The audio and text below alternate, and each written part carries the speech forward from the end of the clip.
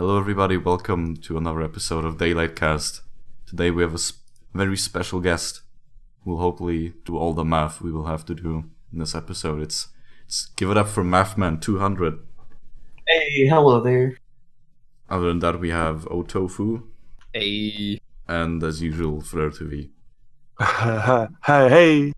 And we're missing Ryuri today, so I guess that sucks. Alright, let's get straight into the first thing we're going to talk about. We're going to talk about Freddy Charles Krueger. It was released, I think, was it 2 days ago? I think it's 2 days ago now, right? It was released on Thursday.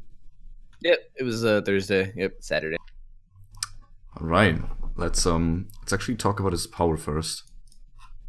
Because I think that's the thing a lot of people seem to still not understand. I've actually played against a lot of survivors who actually still don't understand his power. So basically, what his power does is people cannot see you, they cannot hear your heartbeat. The only thing they do hear is like a little lullaby that plays similar to the Huntress's lullaby when you're nearby. Then basically what you do is when you're right next to a survivor, you can press M2 on them, and that starts pulling them into the dream world. By default, it takes 7 seconds to pull them into the dream world, and once they are in the dream world, you can hit them as normal. The bonuses that you actually get while the survivor is in the dream world is when they are out of your terror radius, you can see them at all times, and they have reduced action speed, which is by default 50%. We should also include that Freddy's terror radius is 16 meters, so it's not very big. So he already has getting out of his terror, like it's pretty easy to be out of his terror radius. Like it's hard to hide from him. And basically, to get out of the dream world, you have to wake up. Which there's three things that can wake you up: your fellow survivors that are not in the dream world, mind you. If a survivor is in the dream world as well, you cannot wake them up. Well, you're both in the dream world, I mean. Then failing a skill check will wake you up, and getting hooked will wake you up. So basically the main difference is while you are not in a dream world, you cannot see Freddy, but he can also not hurt you. While you are in the dream world, you can see him, he can see you out of the side of his terror radius at all times, and he can hurt you. That's the main power. I hope that clears anything. What do you think about his main power? What are one of the thoughts on that one? I mean, I think it's neat. Okay, I think it's really cool. I think it's like a new thing in the game that's unique, and I think it's fun. But at the same time, it ends up leading to some like I don't know. I feel like playing as Freddy. Sometimes you get in some weird situations. I think the other day I had like 4 games in a row where I'd devour hope with like 4 tokens, and then I would run up to a guy who was breaking my totem, pull him into the dream world, and then I literally had to just sit there and watch it for 7 seconds while I broke my totem. And you know.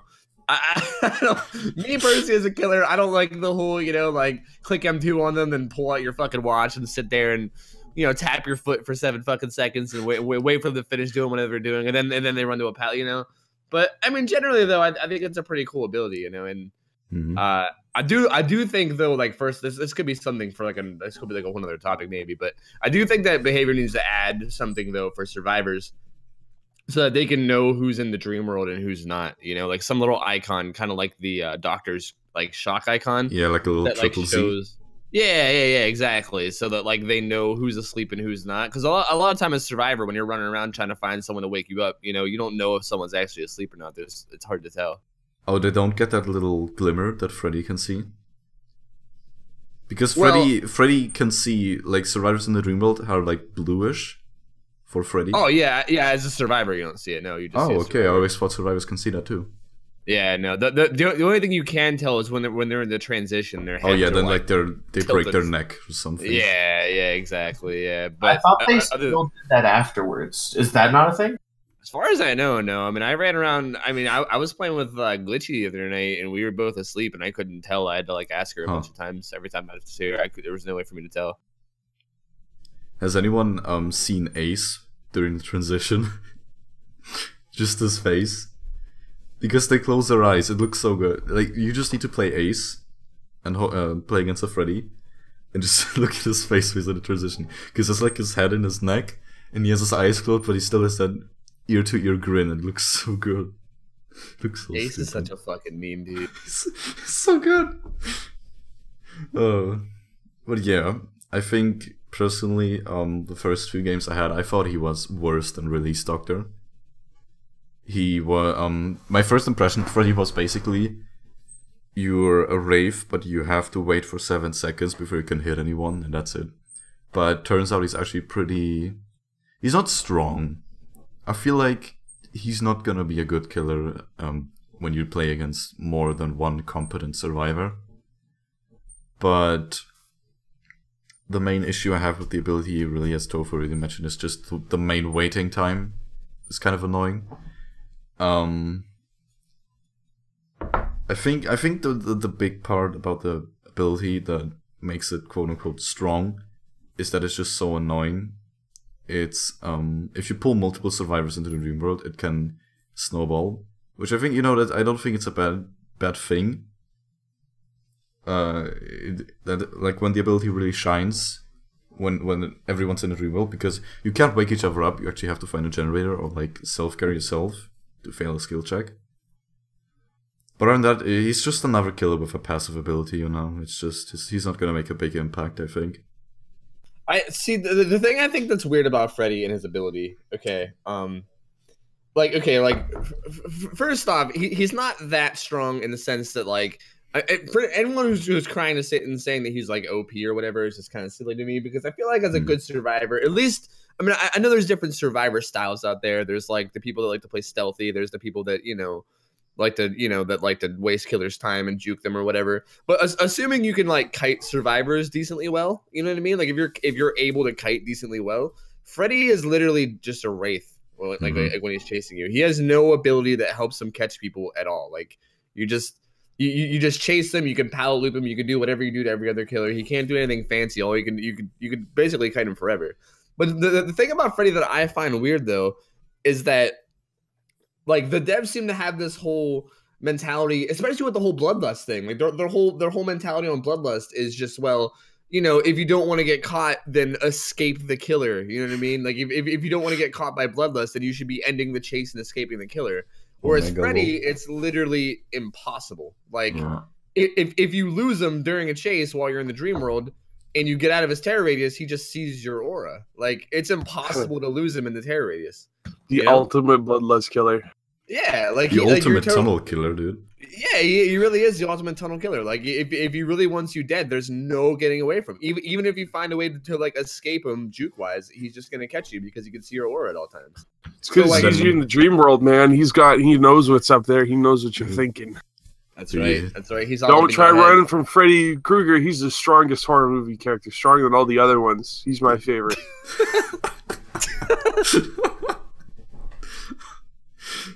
Dude, if you pair that with Monitor and Abuse, which is what I'm doing, you just so you can see, you'd be able to see their aura. Well, not in a chase, but like fucking, what would it be? 8 meters? Yeah. 8 meters away. Oh my god! Dude, if you then stack that with his ultra around on, that tremendously decreases his terror radius. I don't know how much it reduces it by, but I did it the other day, and it was like crazy. You could see their aura like if they were like 5 meters away. I swear it was nuts. Can we talk about randomly reducing new killer terror radiuses to like arbitrary amounts? Why are we doing this? Yeah, that is. Yeah, what's up with that? I don't. Did you guys actually? Radiuses, man. Did you guys know that? Like 26 or something? No, did you know that the Hag has a 28-meter terror radius? Yes, and it's so fucking weird. I don't know. It's so weird. It's so stupid. Yes, she has a 28-meter terror radius. What's Myers in tier 2? What's Myers? It's 16. 16. I think it goes 6, 16, 32. Yes. But why does the Hag have a 28-meter terror radius? Why? We just don't know. Sense. Can we also, can I just say, why? I mean, I kind of get why. Okay, I don't really get why. I don't even know what I'm trying to say here, but why does Freddy have to play with Thickest Mist? Yeah, it's so dumb. I hate that. Yeah, it's actually stupid. I've always hated playing like with Thick Mist, and yeah, the fact that he just has it by default is kind of depressing for sure. But he's in the dream world. I wonder how bad it would be Thick Mist. There's just a lot of chain smokers in the dream world, dude.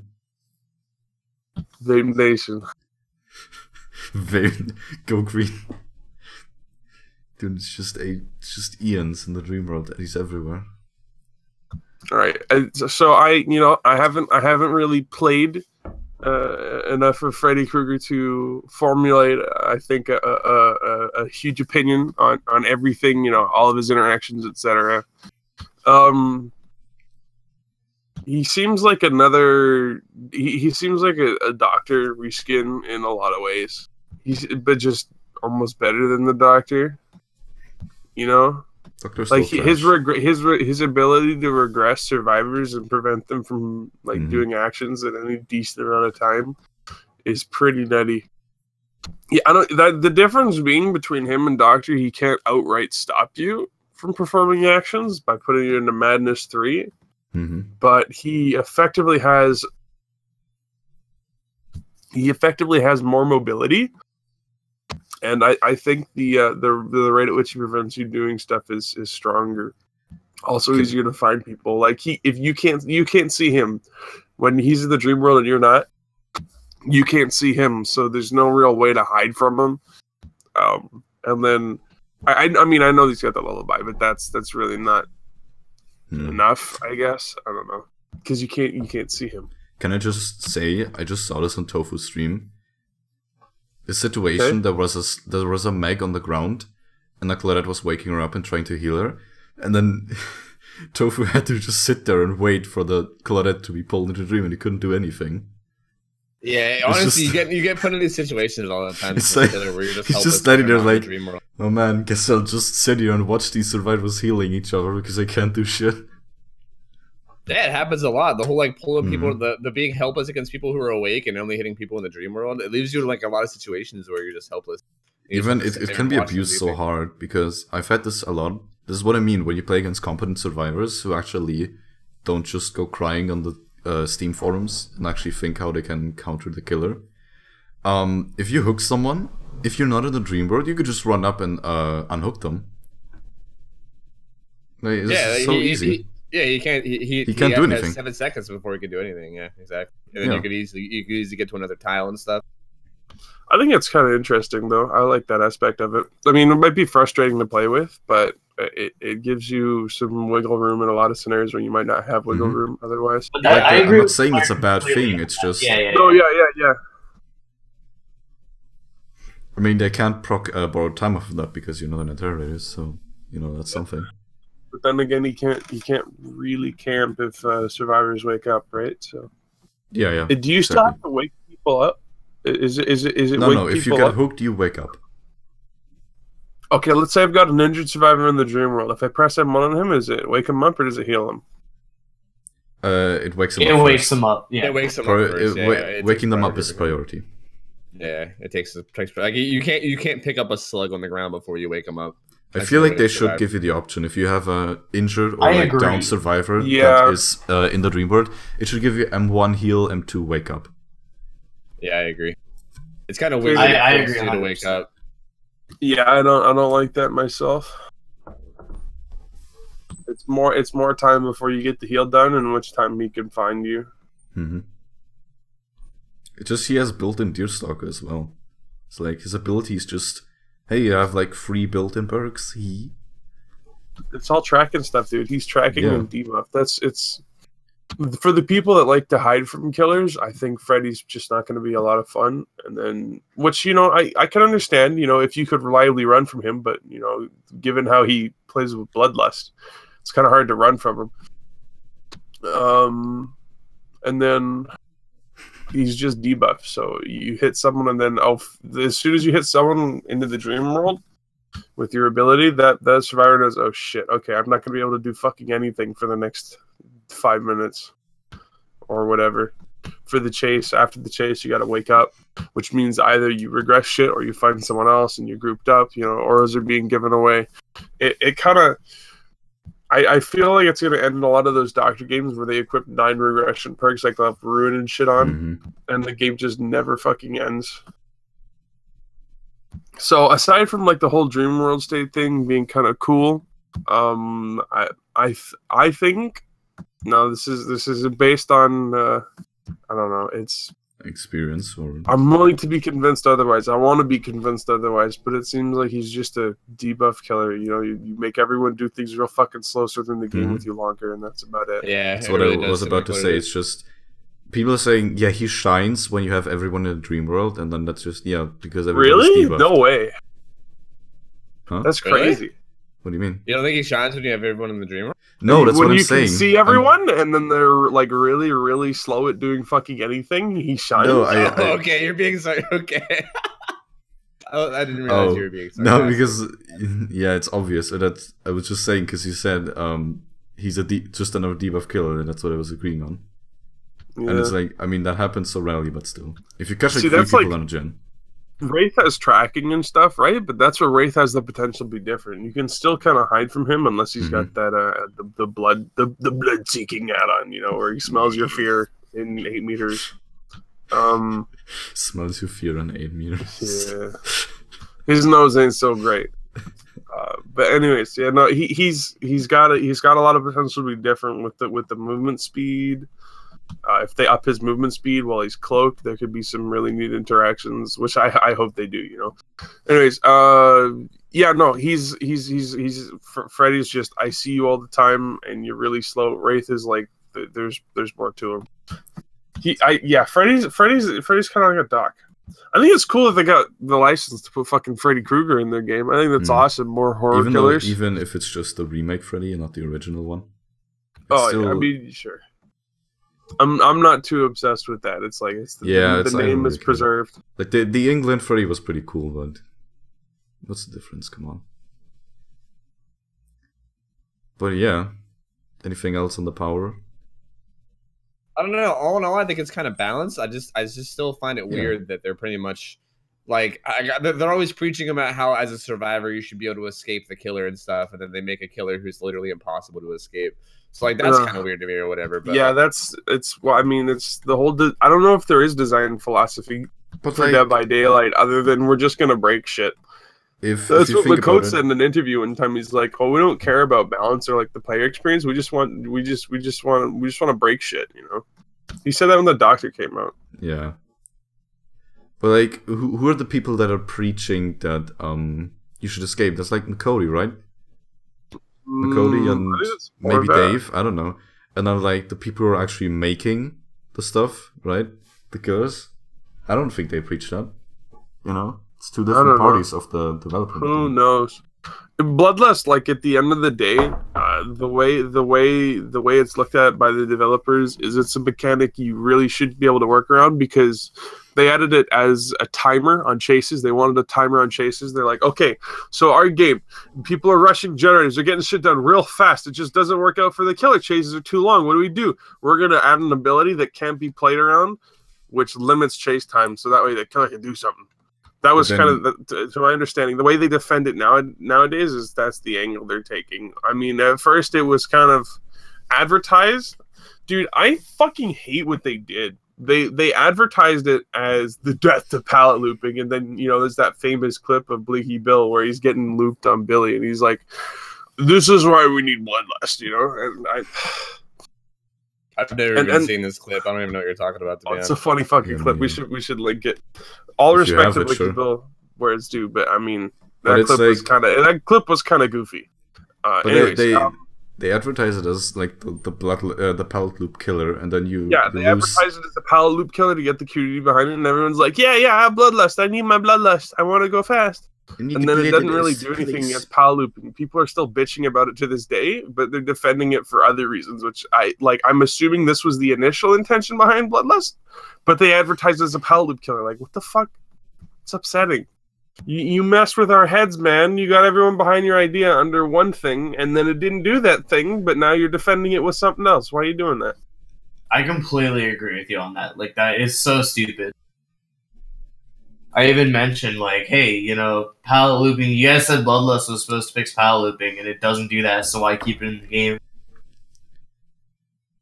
Well, now it's for the time efficiency thing, which I know, which could be solved in many other ways. There's so many other ways they could deal with it, but they haven't. I just find it funny how we started by talking about a pedophile with a claw hand, and we still landed on talking about bloodlust. That's Moving just on. how life is, you know? Let's just Sorry. Alright. No, I'm just kidding. Okay. Hold on. His claw hand is pretty cool, though. I love how like every 10 seconds he goes like. It's so cool. It's so cool. I love it. The sound design. It sounds really good too. Like I think they made sure that it's not an annoying sound, but like a satisfying sound. Terry, bitch. Scary terry bitch. You can run, but you can't hide. Okay. Add-ons. Do we want to talk about add-ons? Yeah, we're gonna talk about the add-ons. Because those add-ons are actually kind of neat. Alright, we got the typical just stat boost add-ons. We got the reduces the dream transition time. We got increases the power range. We got increases movement speed by using the power. Then the really interesting add-ons, I think. What did I want to talk about? Because I don't think we need to talk about the stat boost add-ons. I think they're good add-ons. You know, they just make your power better. I want to talk about the add-ons that decrease or increase your skill check chances in the dream world. I think that's a cool idea. Man. Like I think that's a cool way to balance the add-ons, because at the end of the day, you can get out of the dream world by failing a skill check. So you really want to get a skill check. Yeah, I mean, it's an interesting design. Don't get me wrong, dude. I gotta say, there's like nothing worse than as a survivor having all survivors be in the dream world but not being injured, and then also having that add-on, because all you can do is work on gens, and you do them at like fucking slug pace, 50% and then you reduced, just don't get then you just don't get skill checks. I've legit sat there and done like legit 3/4 of a gen in the dream world and not got a skill check. It's awful. It's awful. It's terrible. Yeah, we got to talk about the skill checks. That's something to definitely talk about. I don't know what the numbers are, but I've heard from survivors. I've used the what's the highest one? There's one. I think the highest one is Can you stack them? Can you stack multiple? I'm pretty sure you can stack. There's not a tremendously decreases the skill check chances one. Like, thank God. I think the highest one is considerably, which is like it's like the third highest. It's the one before tremendous, right? Considerably. It's slightly, moderately, considerably, and tremendously. Yeah, I'm pretty sure about that. So yeah, we don't know the numbers, but I've heard from survivors I've played against when I used the add-ons that did it considerably, that they got like 2 skill checks in a 10-minute match. Overall. That is great. Wow. Yeah, that's swell. I like it. I love that. Talk about interaction. I know, right? It's like people are already complaining about how there wasn't really like much to do as survivors as far as like objectives, and how objectives were boring because all you do is sit there and hold M1, and then they just took away the only thing that you could do otherwise. Weird. Really makes a thing. That was like my number one complaint when playing Dead by Daylight, was when I was working on the generator, this annoying thing would pop up, and I couldn't get rid of it. I didn't know what to do. I know. It got in the way. It was like one time I was holding mouse 1 and I was feeling good about myself, getting things done, you know, progression, moving up in the world, and then the killer, I hear him, he's starting to get close, and I can't see him because in the middle of my screen there's this really annoying. I'm glad they're fixing it, dude. They're making this a better game. Yeah, hell yeah, dude. I feel the same way. Yeah, but how do you feel about those add-ons? I think they're extremely unfun to play against. Right.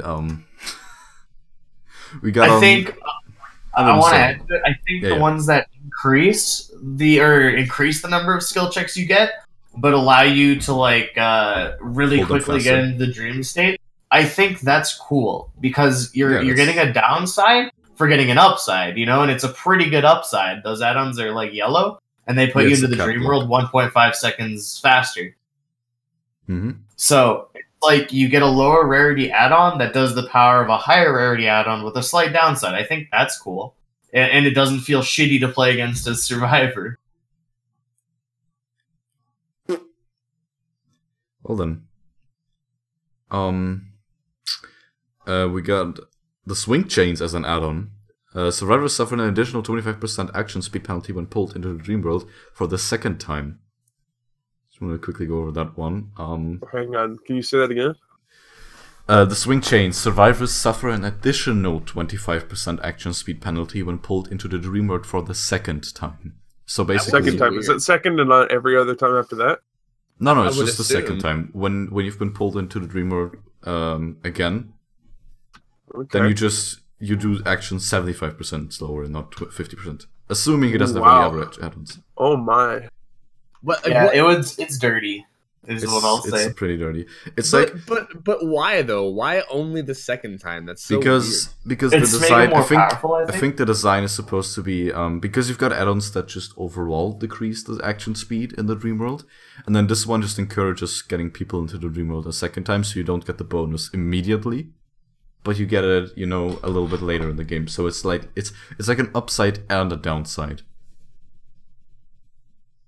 That just seems really weird to me because that means you'd only be able to get it on each survivor like once, and I don't know. And then like once you pull them into the dream world a second time, I guess you wouldn't even want to hook them. Then you just want to leave them alone. Like I don't. It just seems weird to me. Like I feel like if I'm running that add-on and I pull someone into the dream world and I know it's their second time, you can't just down them and hook them, right? Because then that'll waste your add-on. Like, I guess you'd want to leave them alone to do things at fucking stupid ass slow speed. Like it just seems weird to me. I don't really understand it. Maybe it's good. The effect of it is minimized, considering you're forced to. Oh, I don't know. Being forced to work generators at really slow speeds and then kind of encouraged to fuck it up and lose all your progress is. It's fucking depressing, isn't it? It sucks. That's how you play around the power, right? It's an experience. Does anyone know if there's any kind of a any kind of a modifier to how many to your skill check chance if you're like really close to the killer? Because I've been wanting to try to get these plays where like I self-care right in the killer's face and get a skill check raise about to hit me. I know I saw someone do it the other. I think Glitchy did the other night. Spine Shield. I was cracking up about it. Oh, Spine Shield. Spine Shield gets plus 10% on the base 10.5 self-care. Yeah, people who can take zone rolls. It's like double. Shit, man. Yeah, Spine Shield's pretty good against Freddy as well, because you can also see him coming from 36 instead of 16 meters away if you so cared to play stealthily. But yeah, I definitely like it for the skill check chance, because it feels pretty bad when they have those add-ons to make it slower. So I've been running Spine Shield just from how many Freddys there have been.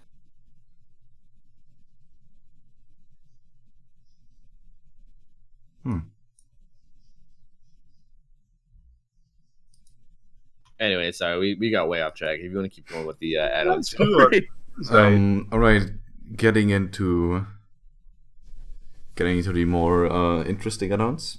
We got the pill bottle. Survivors do not see glimpses of you during the dream transition. So basically, while you're transitioning, you can see Freddy every now and then. And this just removes that. You cannot see Freddy while you're transitioning into the dream world. That add-on's one of those add-ons that, like, when I first saw it, I was like, that's not very strong. I think that should be baseline, to be honest. Dude, really? It's fucking strong. That shit is but like, I'm talking hit, about, what. Not like as the powers right now. I think the power should be slightly adjusted. But I think if they ever adjust the power, if they nerf it at some point, I think they should consider something like that. I think that would be too strong for baseline, to be honest. Because you as a survivor playing against it, like I didn't think it was that big of a deal until I played against it as a survivor. And when you're the survivor, like you just have like 7 seconds where you know he's coming after you, but you have no idea where he is. Like you don't know where to go. Like even if you go to a pallet, you just sit there and you're like, well, what side's he on? I don't even fucking know, you know? Like it's basically like a free hit, like every single time pulling into the dream world. I don't think that should be baseline. It's actually pretty strong. Like it literally gives you a free hit pretty much every single time pulling them in, unless they get super lucky. The mandatory add-on, the third blink. Yeah, I guess I don't think we have too much to say about that add-on, except that it's good. Very good, very good. Very good, the add-on. Oh god, we have the class photo. When a survivor is pulled into the dream transition, all other survivors' auras are revealed to you for the duration of the dream transition. Tremendously increases the dream tremendously increases the dream transition. Time to fall asleep increased by 2 seconds. I like how they put in tremendously, then also put a time. Fucking kudos to them for doing that, to be honest. actually finally giving we're us getting some for numbers. once. Like, Jesus Yeah. Christ. Like, I actually thank God that he did that.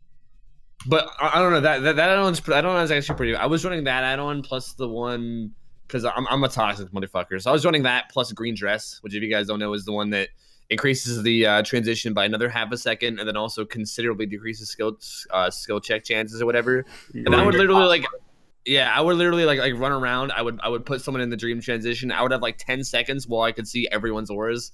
Run to another person, put him in the dream world. I would just run around and put all 4 in the dream world, and then they had to like. That's run such a around. good combo. Holy crap. It's so toxic. I shouldn't even be saying it, to be honest. It's so toxic because then they're all full health. All they can do is work on gens at like really low speed and hope for skill checks that never come.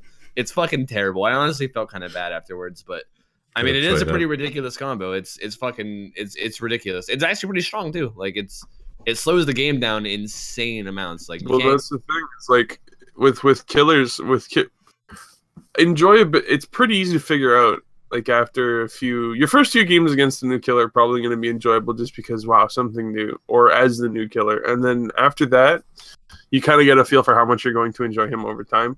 So like for me, playing against the nurse at first is like, ooh, okay, how do I do this? How do I do that? Hey, I made him whiff, and then after that it's like, all right, please just get me out of this game. So it's pretty easy to figure out how enjoyable playing against the killer is. So I think a lot of people are kind of on the enjoyability shit figured out, but with the killer that has a whole bunch of different interconnecting add-ons and debuffs, it's kind of hard to get a feel for the balance of the killer as opposed to just how fun they are to play against. And one thing that I don't think really went into consideration here, or at least hasn't gotten into consideration, is how much of a boost to generator repairs, like time efficiency, how much of a time efficiency boost some of these add-ons are, and how fine the line is with a lot of time efficiency shit. So like the add-on you talked about that gives auras during the sleep transition, that turns this situation where you put someone to sleep and then you can chase them, or you can look for more survivors, into I know exactly where fucking everyone is and I can apply this insane debuff back to back to back. So it's I think it sounds like some really, really shoddy design work. He has probably the strongest debuff in the game. It applies after 10 seconds, but if you've set someone up to be hit by the debuff, they're going to get hit by it after that time.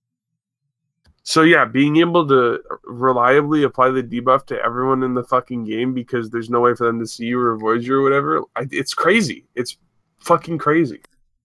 It is pretty wild, and it's super easy to apply. Sorry to interrupt. It's super easy to apply the debuff as well. Like you literally just tap M2 and it's done. Like if you don't think if it was difficult to do it, but it's literally like the easiest thing to ever do. When you look at most new killers add-ons, just like the with the iridescent head, it's like you can almost tell that the design progress was like they were like brainstorming what add-ons they want, and then someone was like, dude, what if we made an add-on for the new killer that is ranged that just one-shots them? And they're like, yeah, let's do it. That sounds awesome. You know, they're thinking about that for like every killer with every power ever, right? They're just like, okay, what's the double damage add-on? How are we gonna add that? And then for the Huntress, they just got fucking lazy. They're like, all right, it's just double damage. That's it. That's easy. It's just double damage. That's all there is to it. There's nothing more. That's a lot of damage. No, I mean, I love everyone who got that, by the way. Basically has it. Wraith didn't have it because I don't know. I guess they thought the cloak was too strong at first. They're like, dude, this guy can fucking. He's invisible, dude. He's so broken, dude. They didn't give him. Yeah, they didn't give him the one shot on like lunges or whatever. But Billy has it. He's got speed limiter. They had to invert it for him. Trapper has it with the jaws. Who else has it? Nurse is Nurse, right? But it's something that, they consider for pretty much every killer. If this killer can attack with their power in some way or use it in conjunction with their power, then they're probably going to end up having a no add-on. And it almost always ends up sucking. Like, it's almost always not fun to play against. Usually some of them have great downsides and they're unfun to use, which is fine because you don't want to see that shit every game. But it exists. Is the add-on that gives you the super giga mega aura reading when you put someone to sleep, is that ultra rare? No, it's very rare. It's purple. Wow. Yeah, we're gonna talk about the ultra rares in a second. I think they undervalued it, man. Maybe just by a Yeah. little bit. Maybe. Yeah, maybe Dude, just I a mean, little, yeah. the tuning guide's still like a rare add-on, you know? Well, I really mean, the best add-on in the game. That's true. I'm also still Yeah. waiting for us to get into his ultra rares too, because he has a really well designed ultra rare that I think One leads to fun for or the whole two? family, you know. Oh, Well, I mean, yeah, what- buddy. what- Oh, what- yeah, what let's in get... particular? You know, actually, let's get right into it. The ultra rare black box obsession Oh, obsession yeah. starts a trail in the dream world. Oh, You become yeah. obsessed with one Oh survivor. yeah, buddy. And you bring Dying Light into Mori. Ooh, so fun. Oh, it combos with the best perk in the game, Dying Light. Oh yeah, dude. Does It it, does. it Why- combos with the best perk, Dying Light. Oh my god. Okay, Dude, so, so why doesn't basically how this this add-on works- just I read... wasn't ready, man. I wasn't ready. Why isn't the description... Wait, I forgot, you know, like every add-on has a description. A black cardboard box filled with a little note saying dying light. Yes. Nah, really? Does it say Dying Light in No, the it says a description? black cardboard box filled with photographs. Oh. I think for people who've watched watched the movies know what kind of photographs those are. Photographs of people I face camped that I've done. Like, No, That's there's a right. photographs of That's people right. of like salty chatlogs after a face camped them with dying light. But no, to anybody who like doesn't really understand how this works, okay? Whenever someone's in the dream world and they're not in your terror radius, you see can their see auras them. at all times. Yeah. So like if they spawn in the game in the dream world, you're gonna just see where they are the second you spawn in. Okay. And also Dying Light is set up so that if you kill the obsession, everyone does things insanely slow. On top of Freddy already making people do things slow. So yeah. Basically you spawn in the game, you see exactly where the obsession is, you run right to him, chase him down, hook him, tunnel him to death. Bam! Everyone does things that like, which he's really good at. He's really good at tunneling, super by good the at way. tunneling. Yeah, we Yeah, said he's that. insanely good at tunneling. Like literally, you can't escape him. If he wants to tunnel you, you can't escape. It doesn't matter how good you are. The best you can do is waste all of his time. If if you're a good enough survivor, you can do that. But that's it. So yeah, that add-on is fuck. I don't know what the fuck. Like, did they just not notice that was going to be a thing? Did they just not realize like, oh wait, this with Dying Light is going to be hell for everybody? I just don't know. A black cardboard box filled with It's photographs a of the mystery. forehead emote. It's a fucking mystery, dude. We just don't know. You could combo that with the other one where you see everyone. You know, you put that guy in sleep state, takes a while, you go sleep, everyone else come back. Oh, hi. Hi. Now that everyone's not doing anything, I'm gonna get Yeah. Dying Light off. and Oh then my god, never get wait, anything that done. should work. No, wait, that doesn't work. Never mind. What do you mean it doesn't work? It works. No, it's doing the transition. No, never mind. What? Yeah, you were thinking about starting Oh. the obsession in the dream world and seeing everyone's auras. That's what I was I thinking. mean, whatever, man. I tried. Whatever, man. It would still apply though. Like after the unhook, they're not in the Yeah. dream world anymore. You put them to sleep. I don't know. Right, let's go over the other Whoa! No one heard that. Let's go over the other ultra rare add-on, which is basically a discount Z block. A large red paintbrush slightly reduces movement speed, tremendously reduces the terror radius, tremendously reduces the dream transition, time to fall asleep reduced by 2 seconds. I mean, I don't. It doesn't sound potent. Maybe I'd have to play against it. I mean, it's another slightly reduces movement speed add-on. You know, those are always Yeah. fun. Yeah. It honestly Those are- doesn't reduce it by that. Like it is noticeable, but it's He has honestly normal not that speed, much. so it doesn't reduce it by that much. But then you have the hack, which I think the hack has a moderately reduces movement speed add-on, which Yeah. that's fun. Why Yeah, I would would you never what use the that. fuck? Never. Yeah. I can Why? check right now. Let me check actually before I like spew bullshit. Does she have like No, a it's- tiptoe animation for when you equip it? What animation? A tiptoe? She just tiptoes He at you. walks around the map doing handstands the whole time. She cartwheels Yep, her way yep. to you. Scarred hand moderately reduces the hack's movement speed. Oh my god. I mean, we don't know what those numbers mean, so maybe we got a dev going chuckling like, ha! It's only It just 2%. reduces the movement speed by 0.005 meters per second. But it's like, you don't give us the numbers. We read moderately. We think moderately. Remember when they said on stream, people were like asking what's the percentage of luck add-ons, and they were like, oh yeah, slightly is 1%, moderately is 2%, considerably is 3%, and tremendously is 4% increased luck. Well, I mean, here's the thing: is like those numbers. Those numbers sound small because like 1, 2, 3, 4%. But I mean, some numbers when they're small are fucking huge. Like 4% movement speed is a huge that's boost huge. to killers, That's right? huge. Yeah. Or when your base luck is 4% to pull yourself off the hook, that other 4%, that's double, buddy. Yeah. You got double chance to come That's off why the hook up now. the That ante applies plus for everyone. 9. And it stacks. Yeah, that's it's like 15%. You can get it up to like at everyone's least like, 50%. wow, these numbers are so small, tremendously 4%. Come on, guys. But they're not that small at all. Guys, the killer only moves 4% faster. It's not that big of a deal, guys. Hope's not that big of a deal, guys. No, it's not that good, guys. Dude, Hope's actually fucking... I fucking Hope's love Hope. Hope's actually crazy. Yo, I tilted Brett. It takes because so he's long to catch people with Hope.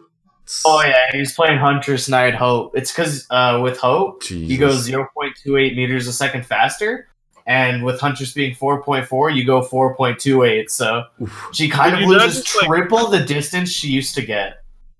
Could you not just, like, if you're playing against, say, like, a Hag or a Huntress, and we'll say the Huntress has no hatchets, whatever, could you not just run them around an object infinitely? I mean, if Bloodlust against didn't the exist, Huntress? yes. Yes, okay, yes. well, the blood...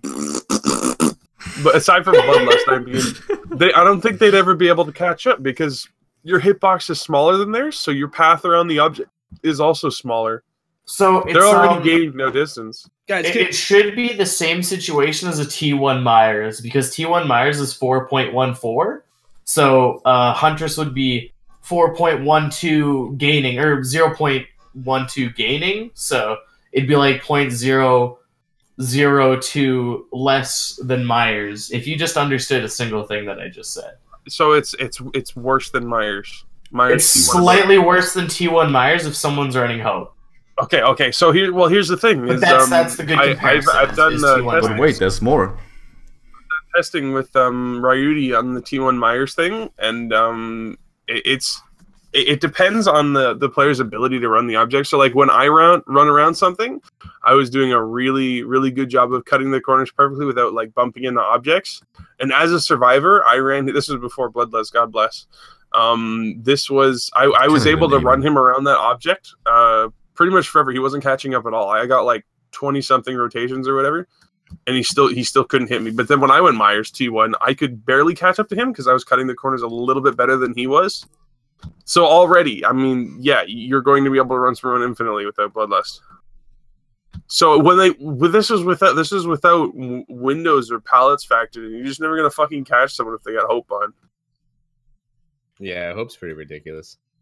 Can I also ask something real quick? Because I've heard a lot of people talking about it, but I haven't like done any testing myself.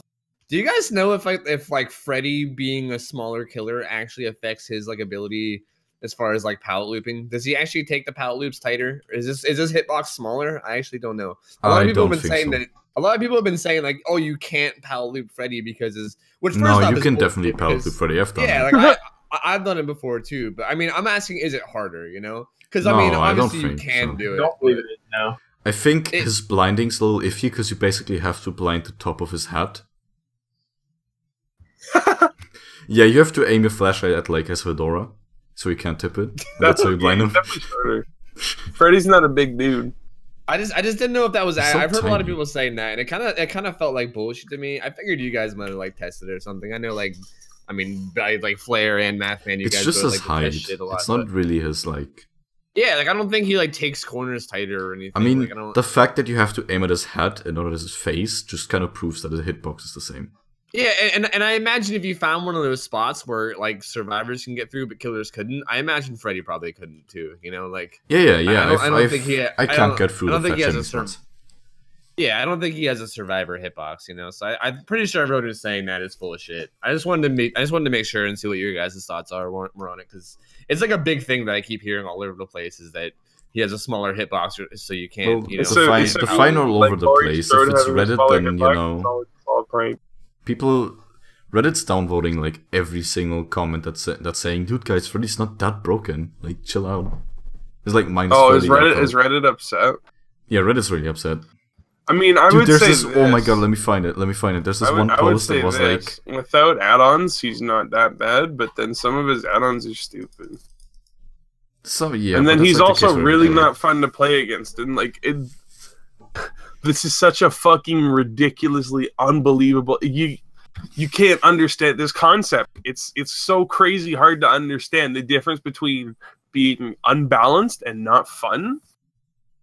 It's crazy. No, you ask someone, all right, this killer is he not fun or is he unbalanced? I'm like, well, isn't it the same thing? No, it's not the same thing. Fucking idiot. Like, so people will say, well, this is broken. This is broken, and maybe they mean, oh, this isn't fun, or maybe they mean there's really shitty balance to it. But I mean, I think the perfect. It's easy to mistake the two. I think the perfect example is like Nurse is just straight up unbalanced and broken. She's both. She's unbalanced. But then you have like someone like Doctor, who's like, he's not broken. I don't think he's like overpowered or broken, but he's still unfun to play against. Yeah, agreed. Yeah. And like I think Wraith could be the opposite, where I think Wraith is actually kind of fun to play as and against, but he also just fucking sucks. He's just weak. Yeah. Mm-hmm. Billy has both those marks, man. He's not overpowered and he's not unfun. I've seen people put Freddy masterpiece. I've seen people put Freddy equal to Billy, and I'm just like, no! Oh my god, I was having a discussion in my chat the other night, dude. It fucking blows my mind that people are putting Freddy on the same fucking tier as Billy. Like, you gotta be fucking crazy. You gotta be fucking crazy.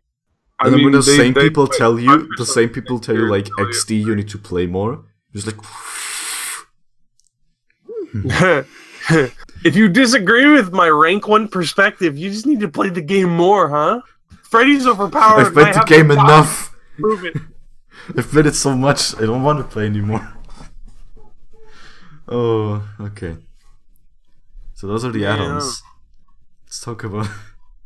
Oh boy, let's look at those perks. Well, what's next? What's next? Ooh. What's next, dude? What's next? Come on, okay, what's next? Okay, we got, Next topic. I'm sorry, I've had like 2 bottles of I don't even know what it is. I think it's beer. I'm slightly hammered. Come on, it's Saturday. Cut me some slack. We got Fire Up. It's a cool picture of Freddy standing on fire. He's burning because he burned to death. He's a pedophile. Remember, pedophiles always burn to death. It doesn't even matter. If you die of old age, you just spontaneously combust. Respect. Shout outs to my homie in the sky. Shout out to my homie. That's a pedophile.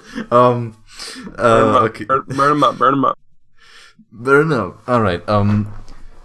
The increased pressure of losing your prey fills you with anger and gives you unsuspected motivation. Ooh, kind of like Nomad. Each time the survivors complete repairs and generator, Fire Up grows in power and grants you a speed bonus to pick up, drop, pallet break, and generator break at vaults. Wow. 2 tokens. So basically this starts at 2 gems, right? Yeah. 2 tokens receive. I'm just going on the level 3, like the tier 3 values. I'm gonna read the level 1 and 2. No one cares about those. Or like they don't matter as much, I think. 2 tokens receive 10% action speed bonus. 3 tokens receive 12% action speed bonus, and 4 tokens receive 14% action speed bonus.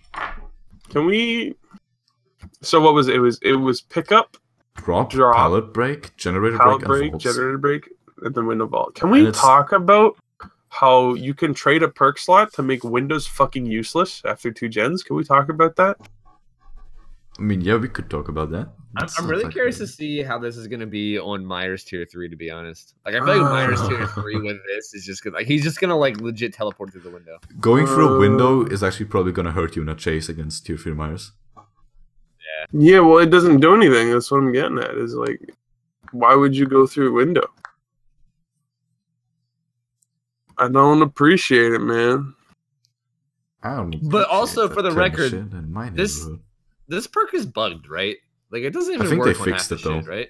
Really? I think they've done like a. I believe I- that off if they fixed Not it. surprised. Then again, implying they fix anything like ever. It's either bugged or like the effects are so like here. I'm like playing while we're talking right now. I'll throw it on this game. I have tier 3 of it, and dude, I'm telling you, like I was playing with it like all day the day that Freddy came out, and it seemed like the generator breaks were faster. And I mean, probably because you get like a yellow bar, kind of like if someone has leader, you get like a yellow bar that shows that it's faster. But for everything else, like picking people up, vaulting windows, like kicking none of it seemed faster. I don't know if maybe It seemed faster to 14% me, but isn't I've used enough it on to Billy. notice. Yeah, Sorry I for don't the know. interruption, but I've used it on Billy. And I definitely felt like I could notice that I was picking people up faster. Maybe it's something I have to try. Maybe try it's it out bugged more. on I Freddy. really, We don't know. yeah. I mean, I don't know. I could try it on other people. I guess Oh. it just didn't really seem noticeable to me. I'm sorry, not Freddy. The Nightmare. The nightmare. That's right. The nightmare. So yeah, What's next? not much to say than fucking stupid. We got Remember Me.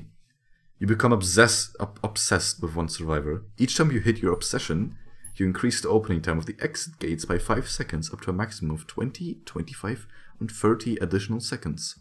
Oh, The obsession is not affected by Remember Me. Not killing the obsession doesn't do anything, by the way. is it only for the obsession that the time increases? No, it's for everyone. No, it's for everyone everyone. but the Everyone. obsession. Everyone but the Oh. obsession. Yeah. Let's not So forget just- the 50% reduction in fucking everything that Just he has. Just like. You ever obsession. wanted to stand in an exit gate opening that shit for a minute? You ever felt like, yeah, I want to be opening this for 1 minute exactly? Give me a minute Well, on this though. If I have the daily for opening gates, then yes. But if I don't, then hell no. That's right. From what good old Batflad told me yesterday. I mean, you want to tell it, Batflad? Yeah, Apparently- sure. Sorry. I was just following off. But of like, a I thought building. the daily is like you have to do the entire thing yourself, or else So it doesn't count. it's because they add charges to it instead of make it actually take longer. So I'll tell Oh you my how God. it works. It takes Yeah, 20 it's the seconds of a equivalent gate. Oh my god. Yeah. So because they add it to 50, it lets you get 2.5 gates out of every gate if the perk has max time. So you can get 2.5 gates per gate open for that quest if you have like open 5 gates. So you can actually finish that quest extremely easy for survivors.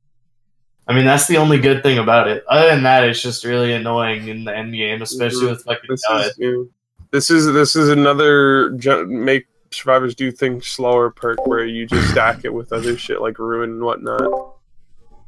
You know, ruin make the gens take longer. At the end of the game, gates take longer. I Frustrating. feel like a lot of his perks too are built around like the end game, and like Mhm. now people are comboing them with no ed, which we all know how fun no ed is. And honestly, like a lot of the games of Survivor have been fucking. And you just fly through shit early on because they're not running enduring or anything that helps them early. And then like at the end of the game, they just get like Remember Me and Blood Warden, which we haven't touched yet, but still, you know. And Remember Me, that and no ed, and then it's just misery. Like you wait the whole game doing fine, and then right at the very end, you're just like, here, get fucked by 3 perks, you fucking loser. And then you lose, you know. You fucking loser, you And that's deserve this. Guess That what, would be a idiot? piece of You shit. just activated my fucking trap card. Yeah, then just shit all over your. It's so depressing. It's so Fucking depressing. Remember Me. I was opening the gate, but Freddy Line up, Krueger has already ladies. touched that doorknob. Oh, no one's gonna get that one. Sorry. Yeah. I don't watch JoJo myself, but I just have a lot of friends that do. Okay. What's the next one? Good Blood Warden. Whoa. It's a cool picture of a skull in front of the exit gate. What? No way, dude. Do once per match. Right, once per match, once at least one exit gate is opened, hooking a survivor summons the entity and blocks the exit gates for 30, 45, 60 seconds. While Blood Oh Warden my is... goodness. I know, right? While Blood Warden is Oh my active... goodness.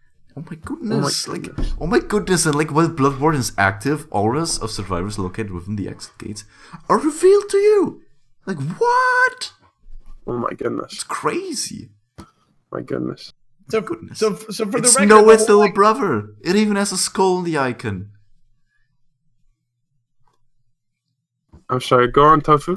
I was I'm just gonna sorry. say for the record, the whole like their auras showing up only works whenever they're like in the actual like like past the gate where you open the gate, right? Yes. I actually haven't like seen an aura with it yet, so I really don't even know. Yeah, because it's just like it's a stupid little effect that It's, they yeah, added. it's like a you the retard signal.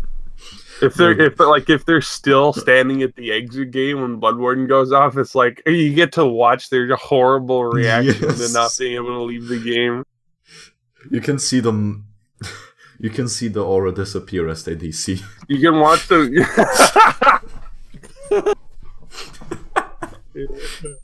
You can just see their body go like, and then just the aura disappears.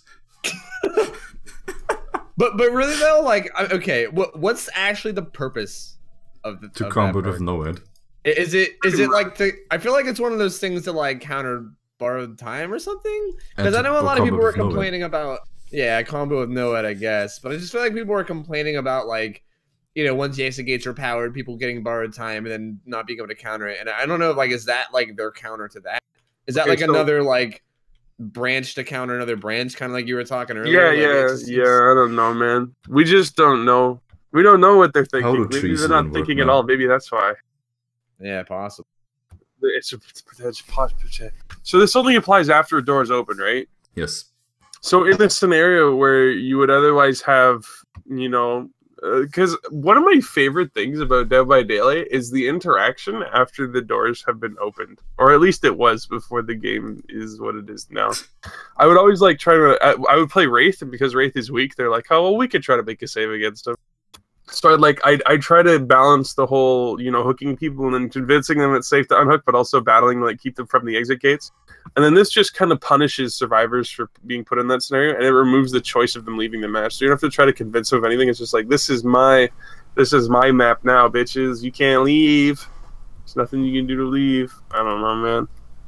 It's Survivor. I don't know. I think it goes right along the lines of the stuff that we've been saying before, whereas like I feel like in this game you should have options, and when you put things in the game that completely eliminates options, like if you want to just say fuck the teammate and leave, you should be able to do that. Like it's weird to me that because your teammate gets caught, you're stuck there. You know what I mean? Like that's super odd. It's gonna make people want to bail on matches more now. Like instead of because before it was viable if the killer was camping someone and the exit gates were open, if you pulled off a really cool tactical save, with your friends body blocking and shit, it was possible you could save.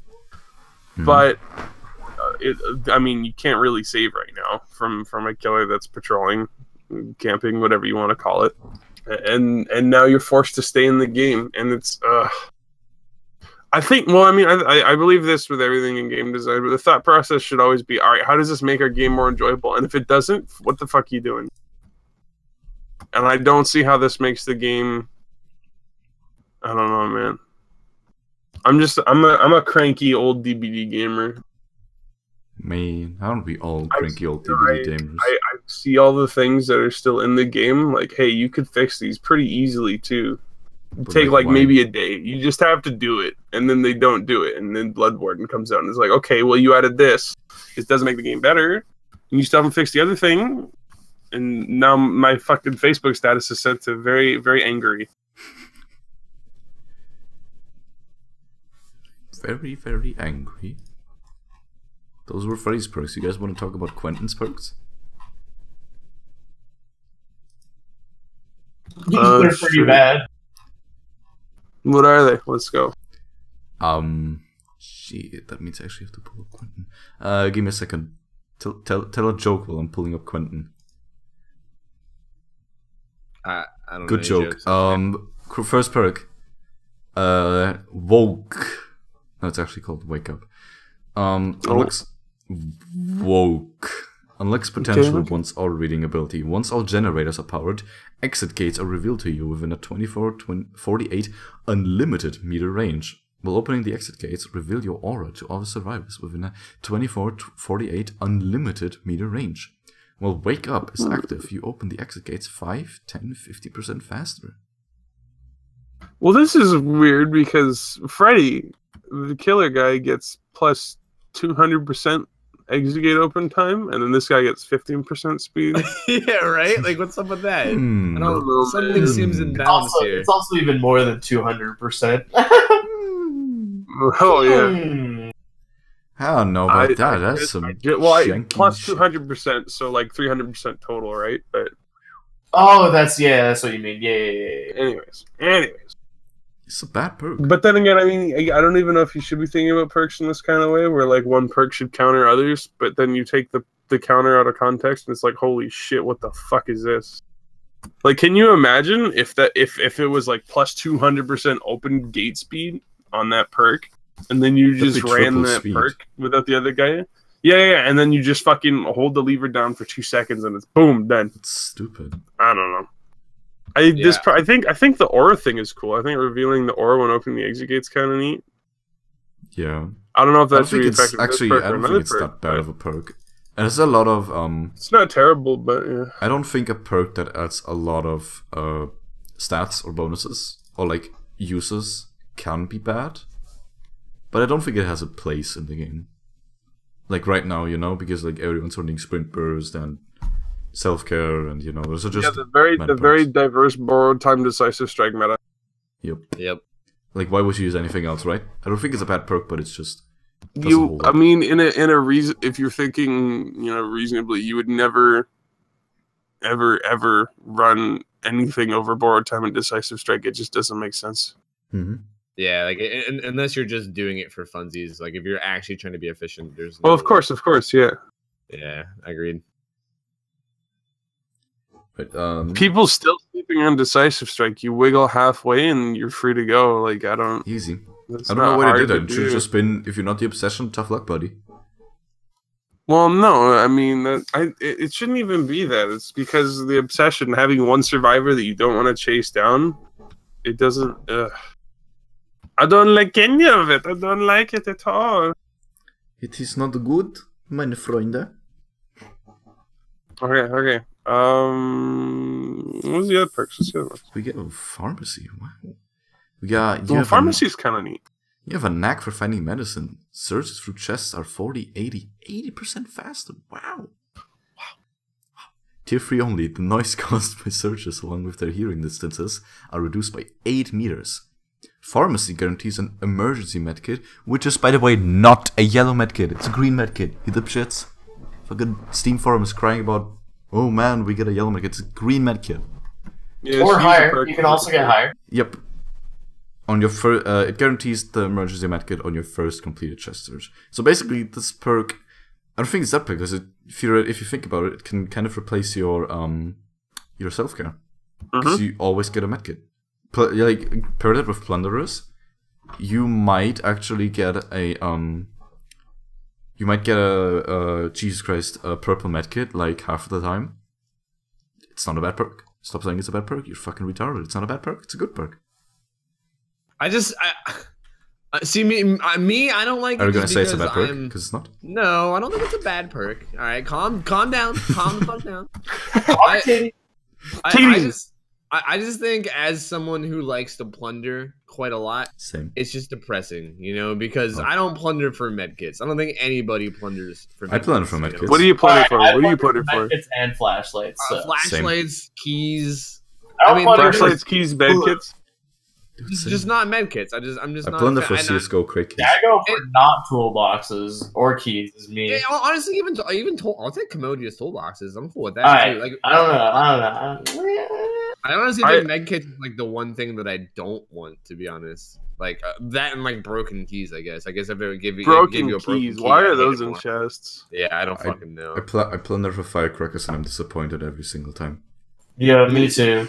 You remember back in the day when you was like 40% medkit, 40% flashlight, and then everything else was rare and felt magical. Oh.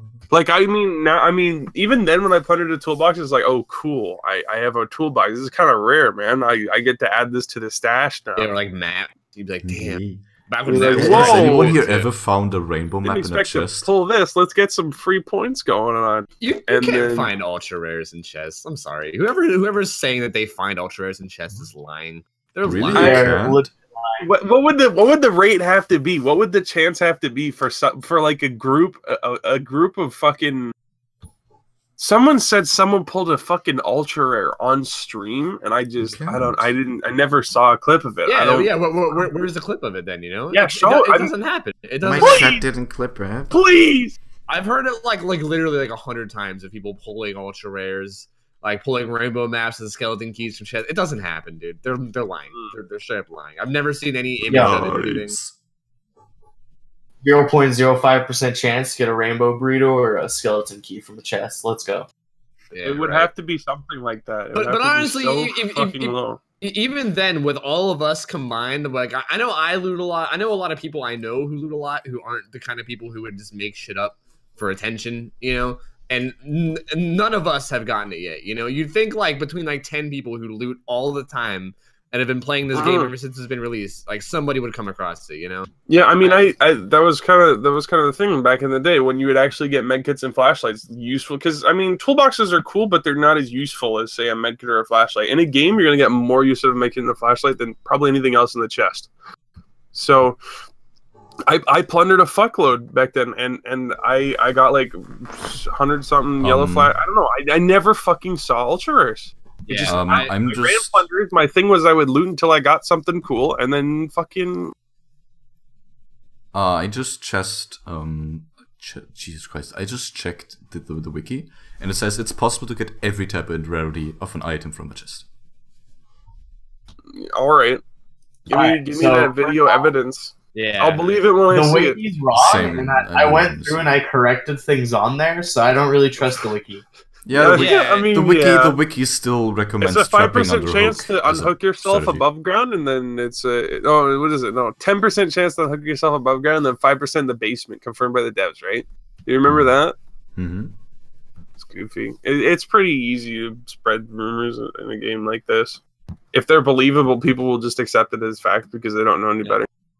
Yep. I mean, look, the fucking wiki also had a killer slot for the actor after that leak on Reddit that was clearly bullshit. You know, stupid. Like, oh, God damn. So yeah, like trusting the wikis, no. I mean, the wiki still recommends hooking on trapping under hooks. Fuck. Because it's a good strategy. It's so good. It is. So good. Alright, last perk. Vigil. You look over your friends even in dire situations. You and your allies within an 8-meter range recover from exhausted, hemorrhage, mangled, hindered, and blindness status effects 10, 15, and 20% faster.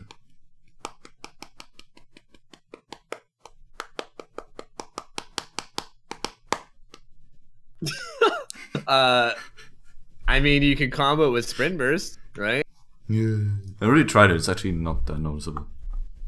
I feel like, I mean, I know this is probably a little bit overkill, but I feel like comboing that plus Urban Evasion with Sprint Burst would probably be pretty sweet. You know, plus that hard because it's only 40 seconds for some reason.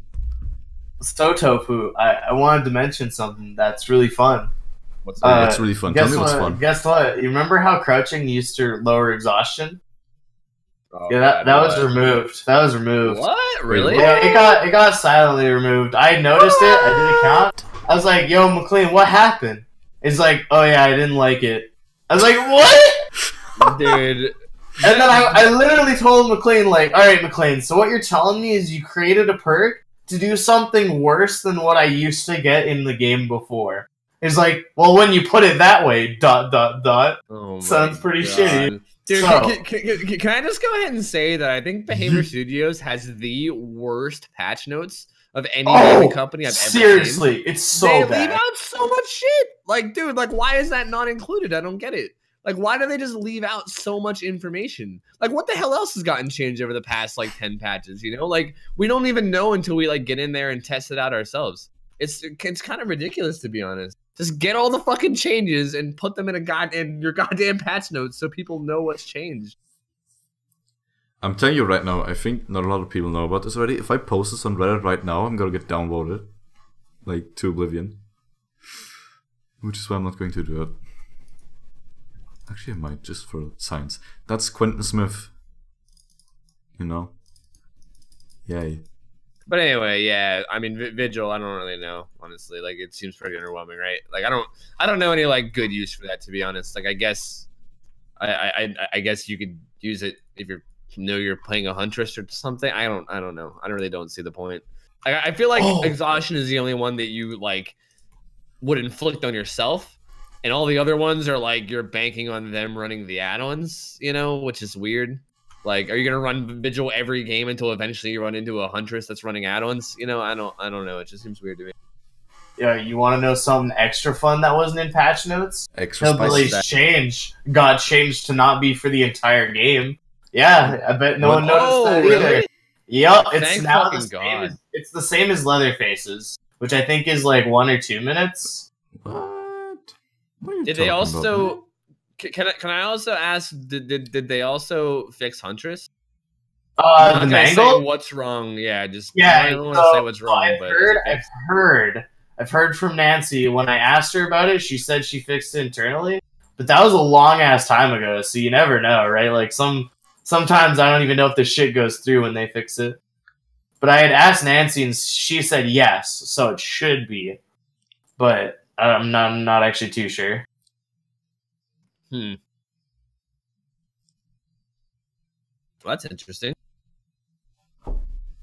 Patch notes, please. Oh yeah, patch notes. Let's go into patch notes. 1.80, the nightmare. Remove the slightly and moderately map offerings from Blood Webs and from the Kill Your Friends offering inventory. No more Cattle 28 tag. I mean, it's kind of cool they did that because they were like cluttering up, you know, like They were useless. Yeah. I'm gonna keep them as a trophy, but you know. Yeah, like especially if you're like a prestige 3, you know, and you're doing blood webs and you're looking like me personally It's lately. kinda, I've been cool. I've been leveling up survivors, like hoping for either A, party streamers, or B, like the spooky items that are low rarity. And you only get like 4 or 5 blocks that are brown. And when all of those are just like shitty map offerings, you know, like it's just I don't know. I kind of like that they changed it. I think all you need is a green one, especially considering like half the time when you use them, it doesn't even take you to the map anyway, you know? It's like, I guess I'll use an offering. I don't fucking know. Yeah, and it's like, well, here's like a fucking very slight chance we'll go. I guess why the hell not, you know? It just doesn't, I don't know. I think it needed to go. I'm glad they got rid of them, to be honest. I think that's a really good change. Balance.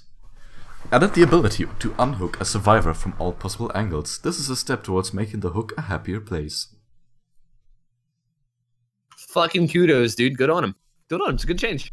I mean, I know it doesn't like it doesn't like completely fix everything for the record. Like it's not like a god change and everything's gonna be all better now, but it is definitely a step in the right direction, you know? It's like they're acknowledging that it's a problem and they're acknowledging that it needs worked on and they're at least doing something, you know, which is better than them doing nothing at all. So and I'm super happy with it. I'm excited to see what else they'll do because I know it's definitely not enough. Like it's very easy still as a killer to just stand right in front of the hook, and then even if they do get an unhook, even with borrowed time, you could just hit the guy, chase him until he bleeds out, and then you know, like it doesn't help the whole like face camp and tunnel problem that still happens as survivors sometimes. But you know, it's definitely a step in the right direction. They're definitely acknowledging that it's a problem, and they're making changes to hooks, which are really good. You know, I'm really happy, super happy about it. Someone's been saying that they should add killers being able to hook from all angles. But that's already in the game, I think. Well, no, I think what they were saying, and I honestly kind of agree with it, what they were saying is like, okay, basically, as a killer, if you're carrying someone to a hook, the survivors could just stand where like a killer would stand to body block the face camp, and it would basically body block the action of hooking them. So you can basically just like body block the hook just by standing in front of it. Yeah, no. And force them to hit you or whatever. Which honestly, like I would be totally cool with that being removed. I personally don't think it's a big problem. I don't think it's a huge problem either. But I mean, if like fair is fair, then you might as well. You know, like it like that way it makes it so that like as a survivor, if you want, like for the record, I don't think body blocking a killer carrying a person is like a cheap strategy or something that's toxic. I think it's just good teamwork. You know, so I'm just gonna say that straightforward.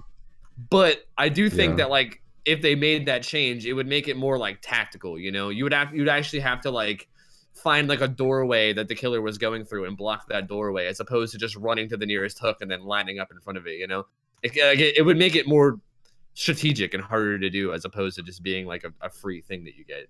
And I think fair is fair. I mean, I think if you're able to unhook, I think that was totally fine. If you could hook from all angles, I think that would be totally okay. Honestly, like, people who complain about body blocking, like, come on, dude, they're letting you hit them. Like, they're giving up a health state. That's like probably, that's the only time you're ever gonna hit those survivors, because you're that fucking shit. Come on. Yeah, man.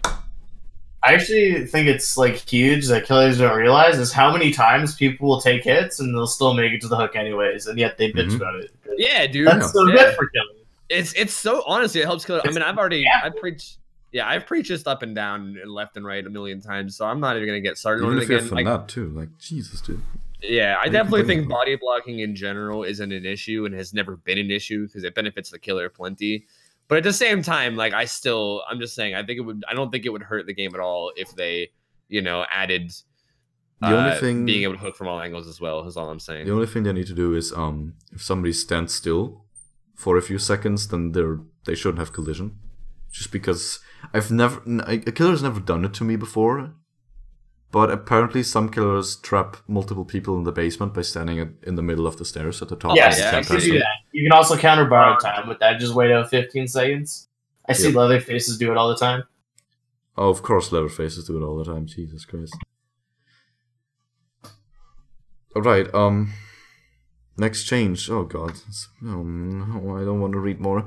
Adjusted global skill check chances. We believe they were currently a little too high when no item perk was being used. We would like to encourage choice through item/perk and add-ons. As one of the first steps towards a healthier balance, we will be changing the following skill check chances. Because everybody asked for that. Yes, skill checks! Dude, skill checks! I don't think they have a fucking leg to stand on when they want to talk about balance. I don't care. If you want to improve communication between your game and your community with the state that the game is in, communicating your intentions is probably not the best way to do it because we already know how bad they are. We already know, just less talking, more listening, Come on, babe. Step. Come on, step. Come on, listen. Wake up. Wake up. Come on. You just started sleep, killer. It's time to wake up. Wake up. Oh, I'm not gonna read these. It's basic. Okay. I'm right. So, I mean, basically, to sum it up though, like the skill checks are less, or they're more rare now. Some right? have been basically, healing other skill checks, like healing other people, the chance is the same. Healing other people with a medkit is the same. Healing yourself with a medkit is now a lower chance. Healing yourself without a medkit is a lot less lower. It's like 5% lower. Repair with a toolbox is higher skill check chance. Repairing without a toolbox is the same. Sabotaging with a toolbox is the same, and sabotaging without a toolbox is a lower chance. So basically, if you don't use an item, you get skill checks less. In most cases. I don't fucking know why, but apparently it was a problem. I don't think it was a problem. But apparently it was. It's right there. It's for a healthier balance.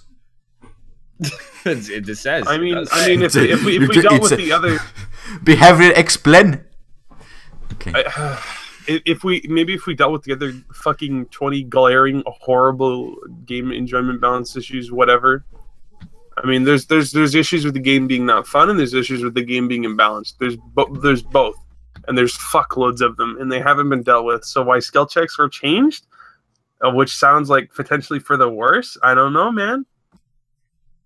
I don't know why is this? Good question. I don't know. I really honestly don't know. Like, snap, clap. Explain. I still think skill checks are like the only thing that you have to do half the time whenever you're sitting there holding M1 and doing generators or self-carrying or doing whatever. It's the only thing to stop you from falling asleep. Yeah, exactly. And now they're like taking like them away. So like I don't know. What I find funny. Yo, we don't know. How this is a good change, guys. It's a good change. I find it funny how doing generators, which is arguably the most boring thing in the game, is one of the things that can wake you up. Moving on. increase the time it takes to increase bloodlust levels from 12 to 15 seconds. It has been brought to our attention that the bloodlust is currently triggering every 12 seconds. This is an error, as bloodlust is intended to trigger every 15 seconds. It is unclear when this issue occurred. Bloodlust should be triggering every 15 seconds. As this should give an opportunity for survivors to lose the killer before they reach their next bloodlust level. Bloodlust is intended to be an option for killers to use, and is not intended to be the answer to all situations. Was that supposed to be like an English accent? I don't even know. I don't even. All I can say is I thought it was pretty good. You know, I like it. Yeah, it's good. Anyway, bloodlust though. Yeah, this was apparently a bug, right? Like, I've always been saying that bloodlust, because okay, people have been arguing it all the time. Like when I said that bloodlust is every 15 seconds, people then say it's every 12 or whatever, and I guess that's why, because it's been bugged.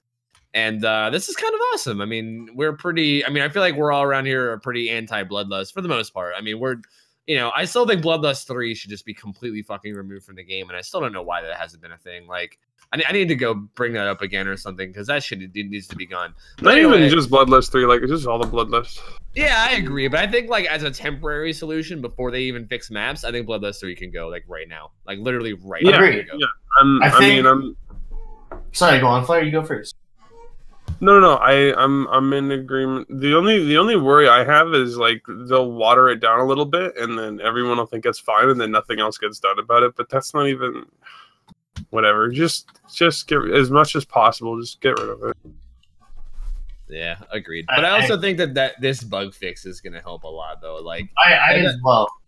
Here's my thing: is it a bug fix, or is it just they never fucking coded it into the game? Was Bloodlust advancing every 12 seconds like what was written into the game? And then they're thinking, okay, well, the final numbers, we want it to be 15, but they just never put it in the game. Is that still a bug at that point? No, I don't think so. Also, that was not supposed. I can't see it going down any other way. I don't know. That was not supposed to be an English accent. It was just supposed to sound snobby. Because that's what reading that sounds like to me. Just snobby. Who writes the patch notes? Yeah, it's written so in such a fucking high horsey way. I don't know. Man, who knows? All right, increased wiggle penalty for dropping a survivor from 25 to 33%. The initial intent was to cause killers to drop survivors after dropping them 4 times in a row. Due to recovery rates, killers had 5 drops before the survivor was freed. This change should cause survivors to be freed after being dropped 3 times in a row when dropped in quick succession. Okay, I have a question. Why? Why would they do this? Why would they punish for dropping survivors? People complain about body blocking. Best way to deal with body blocking, which as a choice, by the way, is to drop the person you're carrying and then go after everyone else. So why this? Why? The intention was so after 4 drops the person wiggles free. Okay, why was the intention after 4 drops? Why is 4 a magic number? Why does it have to be 4? And when you're implementing it, when you're changing it to be 4, instead of just making it the 4th drop is a guaranteed escape, why are you punishing killers that are dropping once? Why? So much why? Why this? Why that? What are you thinking? Do you think at all? Why? The best part is they're saying like, alright guys, originally we wanted it to be that you have to drop them 4 times and then they get free. But it was 5 times, so we changed it to be 3 times. Right? I love that as well. It's like we wanted it to be 4 times, but it was 5 times, so now it's 3 times. Snap, I like that one as well. Wake up! Wake up! Wake up! What are you doing? Alright, oh god. I think anything but snap, clap, wake up. We can't say anything else. Jesus Christ. Just add finger guns, dude. It'll be okay. That's all we need, right? It'll be also, funny for like a day, and then after 1 day of finger guns, guess how funny it's gonna be. It's still gonna be funny. It'll never stop being funny. It'll fix the whole game. It will be. Finger Can you guns, imagine though if like, they actually added finger guns? Reddit would have nothing to meme about, and then they just And Reddit would be like, how shitty the game is. Like, oh wow, I got finger guns. This game's still fucking awful. no. You would go into a game. Hard, dude. You'd go to a game like the typical Reddit would go to a game. He's like, dude, haha, finger guns, and then it get Bloodlust 3. And they get face scammed. They're like, wait, this game is fucking awful. What? The killer gets a Bloodlust level, dude. Every time you crouch in a chase, killer gains 1 stack of Bloodlust. Snap, snap, clap, clap. Yeah, we Wake want up. to reduce toxic. Wake up, Reddit. Snap, gameplay. snap, clap, clap. We don't We need want to finger guns. disincentivize toxic behaviors in our game, so I don't The know, game's man. supposed to be scary. I don't know anymore, man. The game's supposed to be scary. That's why we gave Mega huge ass. The devs are trying to communicate the reason behind the changes, but they don't give a reason. They just say, "Well, it wasn't intentional." What am I supposed to think as a player? I don't care about your fucking intentions, man. I want to know why was all right. So the average distance to a hook when you pick a dude up is this distance, and we feel the killer had too much wiggle room to be able to drop them at 25%. You know, and we felt that survivors didn't have enough space to body block and then prevent an unhook. You know, or maybe the killer could get too close to the hook before being able to drop, so that way the survivors couldn't surprise killers on the way to the hook and then make them drop. So we want to encourage this kind of viable game, but it's just like, it was unintended. Yeah, I wish there were more. It was unintended, guys. Transparent on like what the issue is, and then like they're fixing it with this. You know, like they don't address what they're fixing with that. Like, are they fixing? Like, are they fixing people dribbling people with DS of the hook? Are they fixing people trying to like? You know this is a buff to DS, right? Back into the map when you have multiple people slugged, or like what exactly is it that they're trying to fix? You know what I mean? Like, I don't even know. We have no idea what it was that like that change is in for a reason. Like, there obviously is something not right, or that they feel that they're putting that change in to fix. You know, but what the fuck is it? They didn't tell. Like, we have no idea. All right. It's like, you know, a math class, the teacher asks you to show your work so they can see where you fucked up, so they can fix the problem. We kind of want to see your work behavior. 2 + 2 does not equal 5, dude. We gotta see where the mistake occurred. 2 + 2, that's 4. Fucking hell. So notice with Bloodlust that 2 + 2 is actually equaling 3 instead of 4. So we fixed that. that's how I see that change. Oh man. Alright guys, 2 + 2 was intended to be 4, but it turned out to be 5, so we fixed the problem by making 2 + 2 equal 3. Yeah. 2 + 2 is 3 now, guys. Oh, God. Okay, next perk. I mean, change, fuck. Reduced good healing skill check success reward from 1% to 0. Good skill checks are meant to continue progress as the skill check was not failed. Good skill checks were not meant to advance progress. Once again, their intention. Okay, what's the problem? Tell us the problem. What are you fixing? You've told us that, okay, this wasn't intended, so we're going to remove it. What? It's so basic. It's so simple to understand. Like, Wait, don't. Can you read the change again? I'm sorry. Basically, if you're healing and you get a good skill check, it doesn't advance by 1% anymore. It just keeps it going because you're not supposed to get an. Yeah. You're not supposed to progress by doing good skill checks. What's the wording exactly? Reduced good healing skill check success reward from 1% to 0%. Good skill checks are meant to continue progress as the skill check was not failed. Good skill checks were not meant to advance progress. Okay, this is slightly more plausible. It's slightly, At least this makes slightly. sense, Were they this- feeling like heals were going too fast? We wanted to help killer time efficiency by blah blah blah blah blah. I mean, it's pretty easy to infer from this, but from the other stuff, it's like it's not as easy. Yeah, I agree. Like, At I least, guess- I like, think this- one's the pretty- So that's like Explanation C makes plus, sense. passing grade. But at the end of it all, it just boils down to like intended, unintended. Dude, But are you ready for the first good change? Oh my goodness. Are you ready? Are you ready? Can I get a drum roll? Can I get a... They actually woke up, removed some parts of the railing on the second floor of the foundry in Macmillan Estate. What? Oh, I still haven't seen that, honestly. I heard that it's a thing, but I haven't seen it. Dude, PogChamp! It's actually pretty good, because you can actually get people to hooks now. I'm a little worried. Me too, 100% player. I mean, I don't want to go in and say something's a good or bad change outright. But I'm it's pretty obvious when changes have a negative impact on the game, so we kind of rag on them a bit.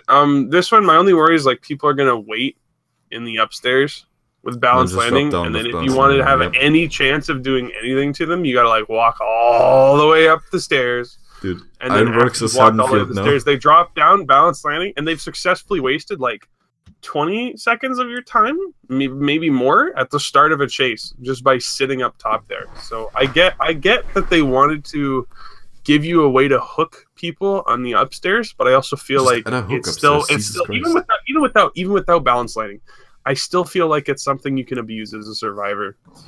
2 + 2 = 3, and Ironworks is now Haddonfields.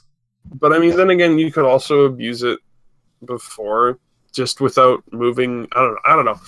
Maybe my point is maybe the Ironworks upstairs is just a confuzzling area. Anyways, who knows? It's weird. It's a wild ride. Yeah, I want to get off Mr. Trapper's wild ride, please. I'd say overall it's a good change. Yeah, I think it's a good change too, but I still think they need to, like, in the end, completely maybe like remove that whole. Like, I don't understand what the point of the upstairs area is. It's a dead zone. There's nothing up there. Like, all there is like one chest spawn. Yeah, but you can easily just move that chest to somewhere else on the map, and then bam, like that's all. There's no like actual real. Dude, they don't even need to remove the upstairs area. They just need to make it so both the staircases are broken down in the middle, so you can't get up anymore. Easy. Easy. I don't know. I like having the upstairs area as like a variant on some of the map design. I'm just wondering, how can we incorporate this to work with the killer as opposed to against them? Yeah. Maybe we give the killer some kind of entity ladder, and he can climb up to the top of the upstairs like immediately. I'm saying it, dude. Entity doorways, entity ladders. That's what we need. He gets an entity jump pad. Entity jump pad. Dude, we need. I'm like, killers need stuff that only the killers can use, like doorways and something like that. Hillbilly gets an angled, like, he gets like a half pipe in the fucking Ironworks, and he can ollie his way up to the second floor balcony and dunk on someone with a chainsaw. Hell yeah. Oh man. Alright, anything else to that, or? Alright, reduce the audio levels of the Rave's growl to a cloud from the survivor standpoint. First Rave buff. Which should have been figured 3 weeks ago, but you know. Yeah, did they try to implement it, but it just didn't work? I think so, yeah. It was quieter from the Rave's point of view, but not from the survivors. So they just fixed the thing that was already supposed to be in the game. I don't fucking know, dude. Alright, there's just a bug fix. There's just like so many, I'm not gonna go over these. We got patch 1.8.0a, which was added like yesterday. Balance generator regression percentage is increased to 100% from 25%, and balance generator breaking time reduced to 2 seconds from 3 seconds. Also good changes, I would say. Is the 2 seconds, is that brutal strength speed? Yes. The brutal strength speed is 2.2 something, so it's faster. Oh, nice. Strength. Yeah. It goes from 2.6 to 2.23 if my math isn't correct. This is just off my memory though, so. Gotcha. How can Mathman's math not be correct? I know, it's weird. Dude, don't let me down. You want to appear in future episodes, you better make sure your math is right. I'm sorry. Whoa. You're right. I'm sorry. I'm not a writer. No, don't worry. I have crippling depression. We got some emails actually. Or I don't know. Sorry, Tofu. You want to talk about this? I just think it's a good change. That's all. Yeah. I mean, I don't really have anything to say about it, to be honest. Emails were like free from like Jesus Christ. These were from I am so sorry, Jesus Christ. The latest email was from the 4th of October. People have been not sending stuff in. Huh? What? Why are you apologizing for that? Because they haven't been answered yet. It's been Oh, like 3 weeks. Okay. Yeah, let's get to it. Oh yeah. The first email is, "Hey guys, love the podcast. I want to know." It's from Wesley Quirk, by the way. "Hey guys, love the podcast. I want to know what you guys think about the Shapes teachables. They used to be really strong, but since they released, they've fallen so far from grace. Save the Best for Last was good, and now it's useless. Play for Food was good, probably overpowered to be honest, but now it's pretty awful, and Dying Light is just horribly designed. I'm really disappointed that the Obsession perks are just weak in general, because I think they have the potential to create really interesting gameplay scenarios. But since they are weak, nobody uses them. What changes do you guys think should be made to these perks to make them viable, interactive, and balanced? Thank you for taking the time to read this." Okay. I'm gonna be the first answer because I want to talk about it. These perks, when they first came out, were they powerful for killer? Were they enjoyable as killer? Yes. Were they fun to play against the survivor? Fuck no, man. No, man. Save the Best for Last on its own could completely deny pretty much all unhooks just by standing in front of the hook. Now, I mean, you can do it without Save the Best for Last now, so what an improvement, right? But it was pretty terrible. It was when in a normal chase, you know, it was all right. But as soon as you factored in the unhook scenario, Save the Best for Last was disgusting. Play with Your Food was kind of like Bloodlust, where you go so fucking fast, survivors really don't have anything they can do. And of course, it was watered down in its utility, but it was still pretty crazy. And then Dying Light is just bad design right off. Tunnel one person, make sure they don't get unhooked, and you get bonuses for it. So, while I do agree, I think Obsession perks could create for some interesting gameplay scenarios. I really don't like how these perks worked, and how they work now, I don't know. Here's what I'll say: it's better that they're useless than they make the game less fun for other people. Save the Best for Last could be redesigned to reduce cooldown. I mean, the way Save the Best for Last on paper should work, 20-second in a chase, and then you get greatly reduced melee weapon cooldown on successful hits. I think that's pretty fucking cool. But the problem is, it doesn't really work. Like, I've chased people for 20 seconds, and then if you drop the chase for any amount of time, it's just gone. You have to start over, which is easily possible as soon as you kick a pallet. So it just doesn't work out. Now, if they changed it so it was like a meter that built up while you were in a chase and then went down when you were out of a chase, and then after like maybe 5 seconds of no chase or something, then it just gone, then that would be a lot better. But yeah, no, in its current iteration, Save the Best for Last really doesn't work at all. So it's kind of sad. Everything else, I don't know, man. That, by the way, that was Westman123's email. Hey. Thanks for the email, Westman. Yeah, I pretty much agree with everything Flair said. I think a lot of the perks are like touchy too. I would like to see Obsession perks be like viable and usable again, because I think it could be a fun mechanic. But at the same time, like Dying Light's obviously just terrible design, and like even perks like Play with Your Food and stuff are like touchy. Like movement speed for the killer is like that's touchy. Like that's so. That's one of the what if stats you can give to somebody is movement speed. What if we might save the Play with Food, not give movement speed, but give like attack cooldown for the stacks, So you have like, if you have 3 stacks, just replace the movement speed with attack speed cooldown. You have like 3 stacks, and if you attack once, you just lose all the stacks, but depending on how many stacks you have, it's reduced. So maybe at like 3 stacks, you get it really quickly. You know what I mean? Well, they would definitely have to find a way to give you stacks better. I think the current way of getting stacks with Play with Your Food is fucking stupid. It's like the most counter. Like it's not efficient to like chase someone for a second and then let them go for the sake of a stack that you then just lose the second you hit someone anyway. Like you're literally giving up on a chase to get a stack. What the stack does is help you catch people, but then the second you catch one person, the stack goes away.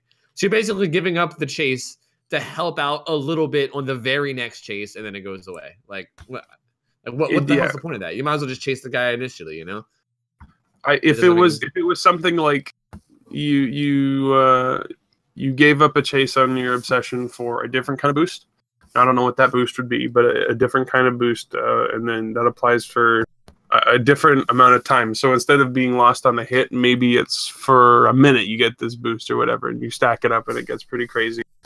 And then maybe once the survivor, realizes that you're doing this, so maybe it is a movement speed boost. Maybe when the survivor realizes that you're doing this, they try to avoid losing the chase, so they'll try to stay close to you. So maybe what it is it'll be like a battle between instead of chase, maybe it's like a distance from the killer. So you always have to maintain this distance from the killer, otherwise he's going to start going real fucking fast. I don't know, man. There's a lot of things I could do with it. Current implementation is poor with these perks, as is implementation with a lot of other things. I kind of like the idea of having a perk, because it's called play for food. Having like a perk that allows you to toy with the survivors a little bit, and then get rewarded for that kind of behavior with something really strong. Maybe I don't know. Maybe it'd just be a blood point bonus. Drop the chase on your session for a stackable, but I don't know, man. There's a lot of things you could do. There's a lot. Or maybe like have it be something like you play with your food.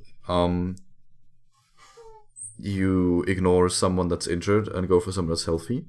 Something like that. Because you could obviously go for the guy that's injured and just get the kill, but you instead choose to play with your food. Yeah, exactly. I like it. Yeah, I think that would be perfect. Yeah, that sounds like a great change.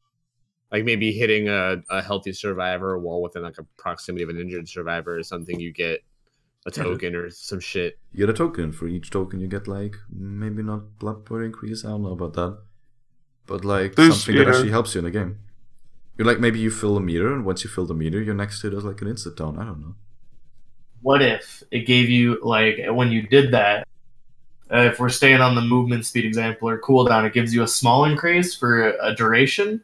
Like, let's say in this example, 60 seconds. So if you do it multiple times, you have multiple tokens and it'll refresh the duration. So it's constantly, rewarding you for not, in that situation, tunneling somebody, right? With a small benefit increase that helps you in other chases.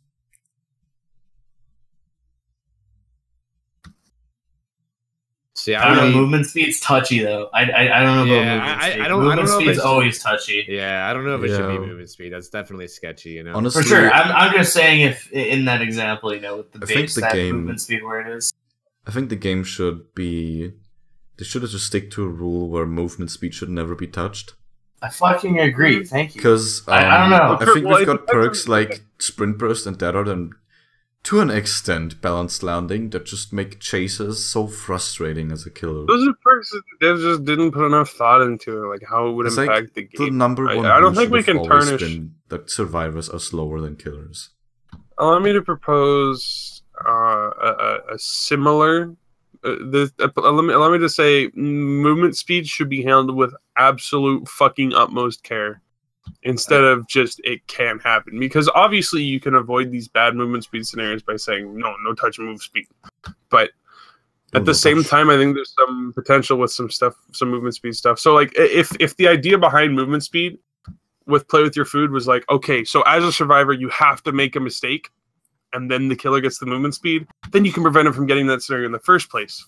And then when he does end up going super fast, it's kind of like this pressure scenario, like, oh, okay, shit, I fucked up. Now I'm in this scenario, and now I have to deal with it. I'm probably going to get hit. Maybe I can pull something cool off and I don't get hit. The problem with shit like Bloodlust is it's basically an inevitability, and there's not much you can do to prevent it from happening. If you can prevent Bloodlust from happening, it would be interesting to some extent. And even then, even if you could prevent Bloodlust from happening, I don't think everyone would want to play against that all the time, because there's so many other elements to Dead by Daylight aside from Bloodlust. Resource management, tile rotation. When you play as a survivor, like basically what you're doing is you're drawing like you're plotting out a kind of a route through the map, like which pallets do I want to drop, which windows do I want to vault, where do I want to be when the chase ends, shit like that. Where do I want to lose the killer? Bloodlust, not only is it unbalanced right now, because you can't really play well. I'm not unbalanced, but not fun because you can't play around it. It's also just, I don't think that would be something I'd want to play against in every killer ever, because playing against old Billy and shit, it doesn't work with powers. Bloodlust doesn't work with Billy revving his chainsaw. It doesn't work with back revs because the thing before was like if you were around an object, the Billy couldn't do this chainsaw. Well, he just bloodlusts up and fucks you now. I don't know. It doesn't work. So yeah, if play with your food was something that you could play around as a survivor, and then they got the movement speed increase, it would be a lot better. But right now, you can't stop him from dropping the chase because you can just look the other way, and that's that. If he looks the other way, then no chase. It's silly.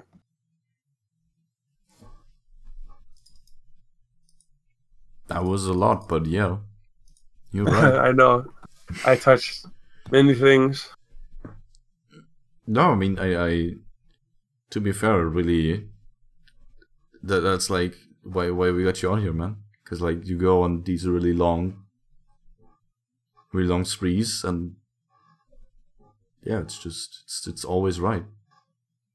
100%. Like I agree. It's like just sitting there, just listening. Is you're like, dude, fuck, he's so right. What the? I mean, yeah, it's true. It is 100% true. If you treat increased movement speed as the equivalent of landing a hit on survivors, suddenly it doesn't seem so bad. So if they have to make a mistake to take a hit, then yeah, that's fine.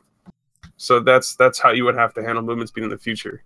But right now, it's like the mistake is being in a chase. Oh, and by the way, we just released like 9 killers with fantastic tracking. Yep. So like, it's pretty impossible to not be in a fucking chase. It's just, that's honestly why That's why I keep saying this game is just fucked at this point, because there's so much shit you would have.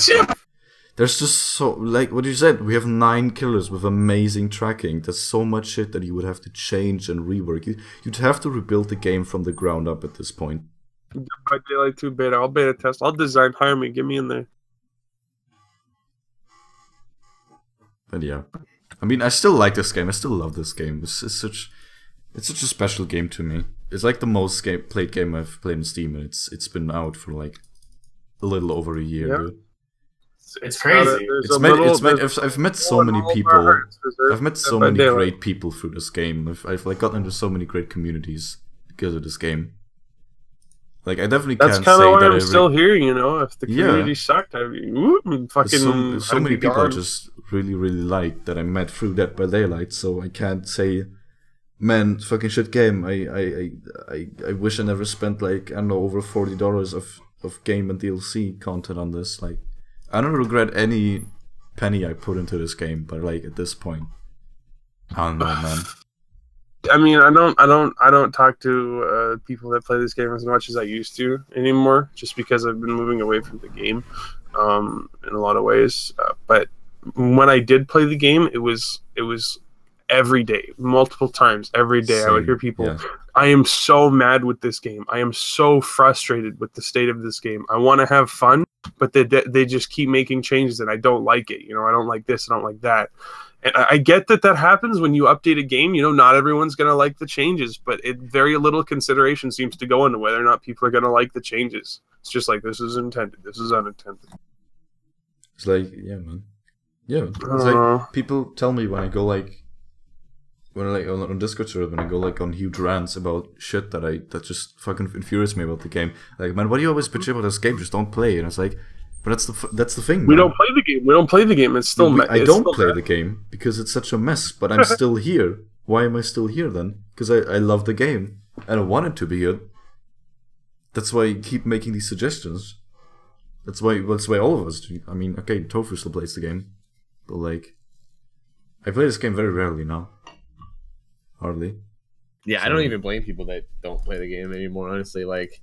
Even like when I like for instance, like I've been playing with my wife Glitchy a lot, and she like comes on and plays with me, and she's like semi newer, and even a lot of times with the way like things go down in the games we play, even she's just like, ugh, like what the hell, like this game is like, why is this even a thing? And I'm like, yeah, I don't know, I don't know what to tell you. Like I really and I feel like sometimes she doesn't even like. I think the only reason she even plays is just to play like with me and our friends, you know. But like.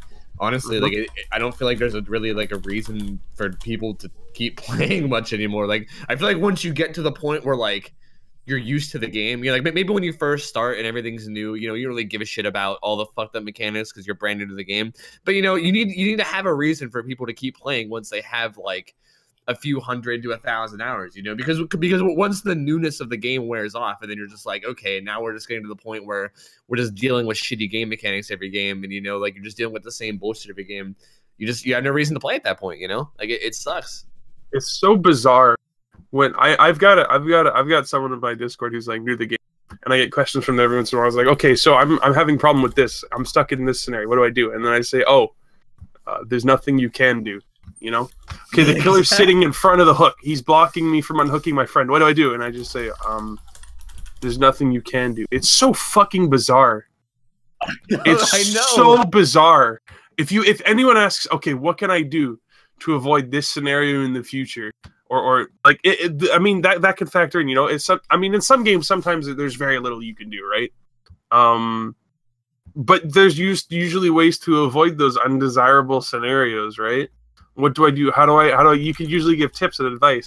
In Dead by Daylight, it's just, work generators. There's nothing else you can do. It's silly. It's so, Yeah, like, you could not get caught, except Bloodlust 3 exists, so, like, fuck you, you know, there's really no way to not get caught anymore. You know, you could get the unhook, except he's body blocking it, and, you know, even now with the 180 unhooks, you can get the unhook, but he'll just immediately get hit and then down again anyway, so, you know, you're better off just doing gens. Like, there's just nothing, like, there's no advice, there's nothing you could tell them, you know, that helps the situation at all. They're just like, okay, that's just how the game is, huh? I just have to go do gens now? Well, that's fucking awesome. And then they stop playing. And I don't blame them, you know? It's like the game has been carried by the licensed killers and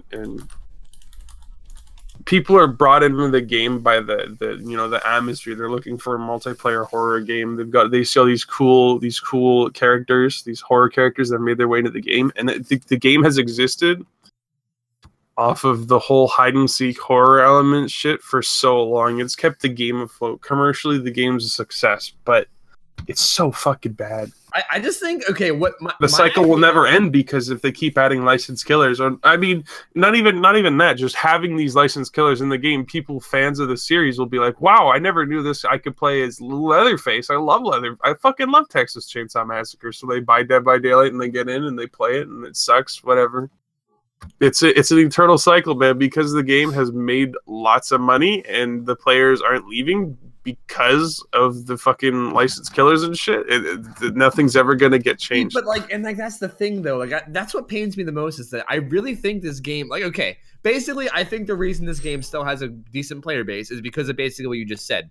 I think pretty much everyone that plays, not everybody, but a large portion of the people that play this game for a lot of hours, like, I feel like most of the people that hit like 1,000 hours in this game just quit, you know. Like I'm sure, like, the community now, if you would get like everyone who's been playing this game ever since it came out, like, if you remember all the people you played with and against, you know what I mean? Like, think about how many of them are gone now because they just quit. They just couldn't deal with all the bullshit, you know. Like if the game was set up in a way so you could still have fun even after you put a lot of hours in, and then they still got all the new people that came in whenever they added all these like licensed killers and stuff, this game could be like a fucking. It could be such a thriving success. Like, it could be so good. It could be so successful, because like I feel like as it is right now, it's just, okay, people play for a while and then they get sick of all the shit and then they quit. But then it's all good because then new players come in, you know, and it's just like a constant cycle of new players with like the occasional person playing, you know, forever. Like me, I've been playing for fucking ever. Lord knows how. And, you know, I know there's other people that have been playing and have like 2,000, 3,000 hours that still play, you know, but there's very few, you know. And I think if they just gave a reason for people to keep playing even after a long time, on top of the new people coming in to, like, you know, get the Freddy Krueger Leatherface experience, this game could probably be killing it, like absolutely killing it, like numbers wise, you know. But yeah, no, it's sad. Has anyone seen the actor who played Quentin Smith? He was tweeting out like, wow, you can play as my character in this game? I guess I have to buy this game now. That's really cool. And I was like, no, he's gonna be so disappointed. Well, see, that's the thing, is you probably won't be disappointed at first. Like, I think people that first play this game, they have fun for a while. Like, I know when I first started playing this game, I didn't give a shit about the bullshit. Like, I was like, dude, face cam me? Like, I don't care. Like, it's a new game, you know. I don't even know what's going on half the time, you know. I mean, but then once you get like a couple hundred hours and you realize, you know, like you start to understand the game, you start to understand how things work and stuff, and everything's not new anymore. That's whenever you start to be like, okay, like what the fuck, And that's why I think this game is. It's good for new people, but then shitty for people who are experienced. Sorry, I didn't mean to interrupt. Go ahead. Like I still remember when I had like less than 100 hours into this game. I kid you not, I had a 30-minute game because it was the last guy alive, and there were like, God, I don't even know what the circumstances were, but it was a 30-minute game. I got out in the end. I was having the time of my life. Mm-hmm. It's like, you know what I mean? It's like, I was like telling my friends who were like, "Why, I just got out of a 30-minute game," and like we were all pretty bad because that was like on release. That was like a few weeks after release. And we were like, "What, dude? That's fucking awesome," And like, right, if I talk to them now, everyone like, "You 30-minute game? What was that game? Was it like Ruin, Fanat, Free Gen Strat? What kind of cancer was it this time?" Yeah.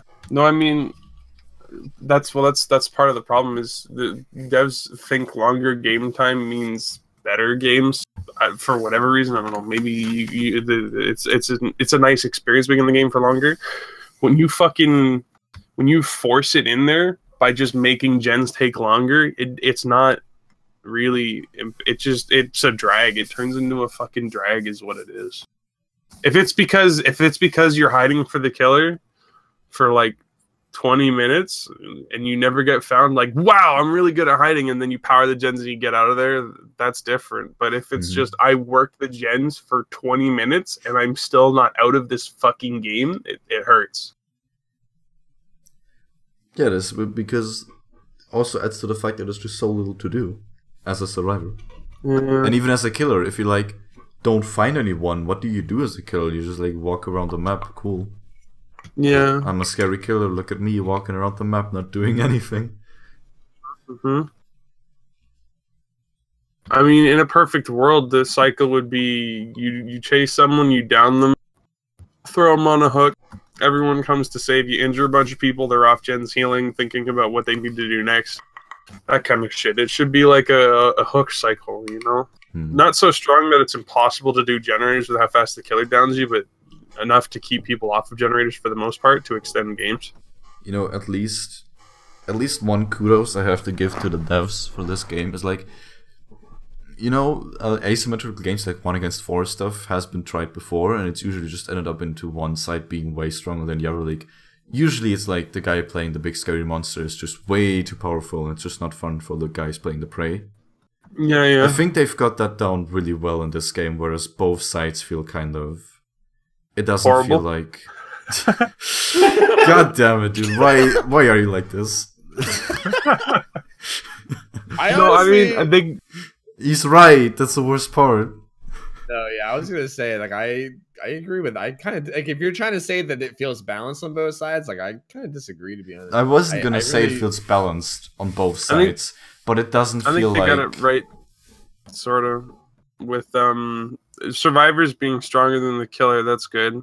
Because if you need more players on one side, you need to have it be a more attractive option. But killer has its own merits too, where you realize you're the underdog, but you can still be outsmarting people and making some cool plays, and there's some genuine fun to be had by playing them. So while there is more appeal to survivors in general, killer's not by any means unattractive. But so in that kind of sense, I agree with you. That's what I was trying to say. I just sometimes bad with words. Especially under the influence of cool, man. It's cool. Alright, so we went way off the Myers teachables, but yeah. Oh yeah, we gave a general opinion. Shit, whoops. We got most of it covered, Do we have any more emails to go through? We got one more. I think we got like 2 more. Let's do it. We'll make these. We'll make these fire ones. We'll still. We get another Barry Wilson. Holy crap! But it's not Wes Madigan.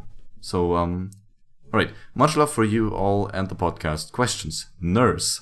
As for balance of the nurse, what about giving her blinks a minimum range? I'm thinking a length of the pre-blink lunge range plus after blink lunge range plus. Jesus Christ! Double survivor hitbox. This would give her a dead zone, which people could use to outplay her at windows and pallets. Double survivor hitbox, make the hitbox on the survivors twice as big. Did I hear that correctly? No. I'm thinking like the length of the dead zone, like the minimum blink range should be pre-blink lunge range plus after blink lunge range plus the survivor hitbox twice. If you can Okay, so really quickly, it's definitely something I have to play with. I don't know, it might work. But here's the thing with the nurse is if you make it so that you can play around her ability, reliably. So like if I can consistently avoid the nurse's blink, and if I'm playing perfectly, there's very, very, very little she can do, or nothing she can do. Then you run into the scenario where you go against good survivors as nurse and you're powerless. Now, the reason that it's okay for other killers to be able to avoid them completely is because you need to use pallets to do so, and as the pallets get drained, eventually you can start hitting people, or you can capitalize off of unhook scenarios.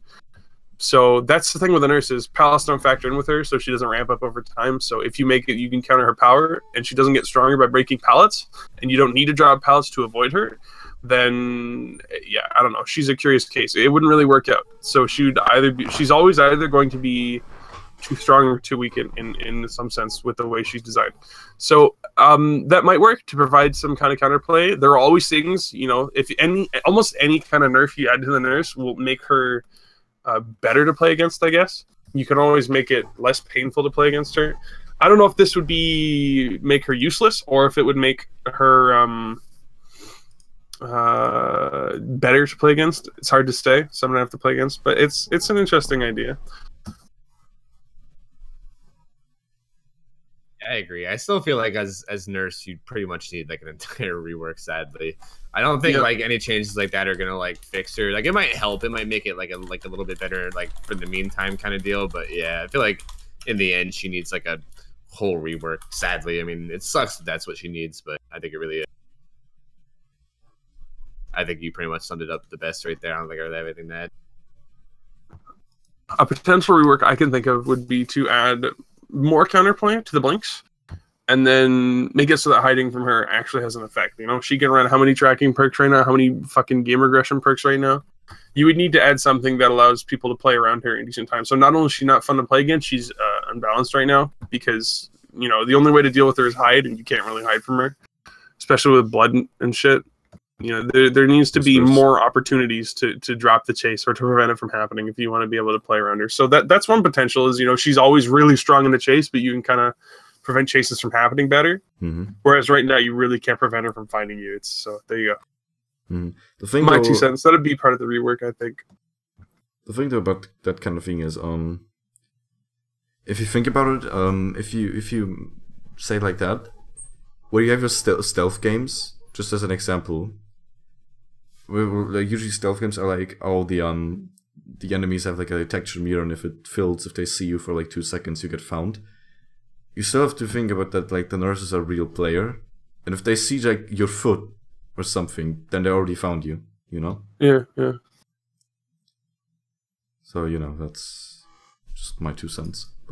But yeah, that's. Yeah. Sorry for kind of ignoring, you know, what the suggestion you made. It's really hard to tell how that would play out. I can kind of see, you know, what you would want. What I think you would want to do is you would want to sit like directly on the edge of her dead zone, so like that way she couldn't lunge at you or whatever. And then as soon as she started blinking, you run towards her. But even then, I think she'd be able to blink and then lunge backwards and hit you. So I really don't know how much counterplay that would add. It would make running at her more viable if you say you surprised her. But I don't know. It's hard to tell without playing with that kind of thing, you know? Mm-hmm. There's a lot of really, really factors to it. Like, does she have to charge her blink to go that minimum distance, or can she just tap her blink and then she immediately goes that minimum distance? There's a lot of things that I don't think were kind of clarified, but it's hard to clarify. I think he meant there's so much to it. If you tap it, you go that minimum range. I think that's. I mean, we can't know for sure, but yeah, definitely. But then again, if she can just tap it and go that minimum range, you don't really have enough time to react because she's already on your ass by the time you react. Maybe she has to like hold it for, let's say, half a second, and you can. We can't know this stuff based on what we were given. That's true. So. Yeah.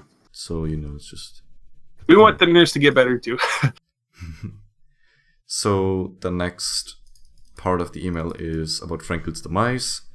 I hate this perk. It's fun as a killer, but as a survivor it's just a pain. I'm still in the mind of this perk being made to reduce the amount of items that survivors have to have its stock all around. Could you imagine the cry if a survivor's Jesus Christ, could you imagine the cry if a survivor's version was made where blind/pallet stands made the killer drop add-ons? I have no idea what he's saying here. He's saying he's really frustrated with Franklin's demise. And that it feels it's really shitty. Yeah. Really shitty to play against, which we agree. I think, I mean, maybe someone else can chime in here. But well, yeah. I like the kind of play around making you drop your item and then you have to go back to pick it up. But every single time you pick it up afterwards, you just drop it again if he hits you, which is pretty guaranteed. So if you limit it to how many times someone could drop the item, that'd be great. And I think losing durability on the item, breaking your item, I think that's super unfun. I think that's going to cause a lot of frustration on the survivors, and it's not really necessary. I think like if you want to make them lose durability, that's great. But if you break the item, yeah, that's dumb. That's just frustrating. It shouldn't break the item. It's just frustrating. You break items by killing people, not by fucking equipping a perk. Exactly. Alright, next part, Leatherface. This killer feels like a really cheap Billy, to the point where I think they should have just made this power an ultra rare add-on for Billy rather than make a whole new killer around it. I mean, they wanted to add Leatherface to the game, so yeah. And like kind of just swing your chainsaw around like a complete idiot is kind of Leatherface's thing, you know. Leatherface, I think is like we don't like his design either. It's a no brain back rev Billy. You don't have to aim. You don't have to try. You really can't outplay his chainsaw in close quarters if the killer's good. So yeah, no, we're here with you there. It's a camping tool, is all it really is. You either you back rev someone or you use it to fucking mow down 1 million people when you're camping. So we don't like it either. We know it feels cheap. We know it sucks. It's not much to say about that. No. I think there's a lot of stuff they could have did with Leatherface just to make him cool.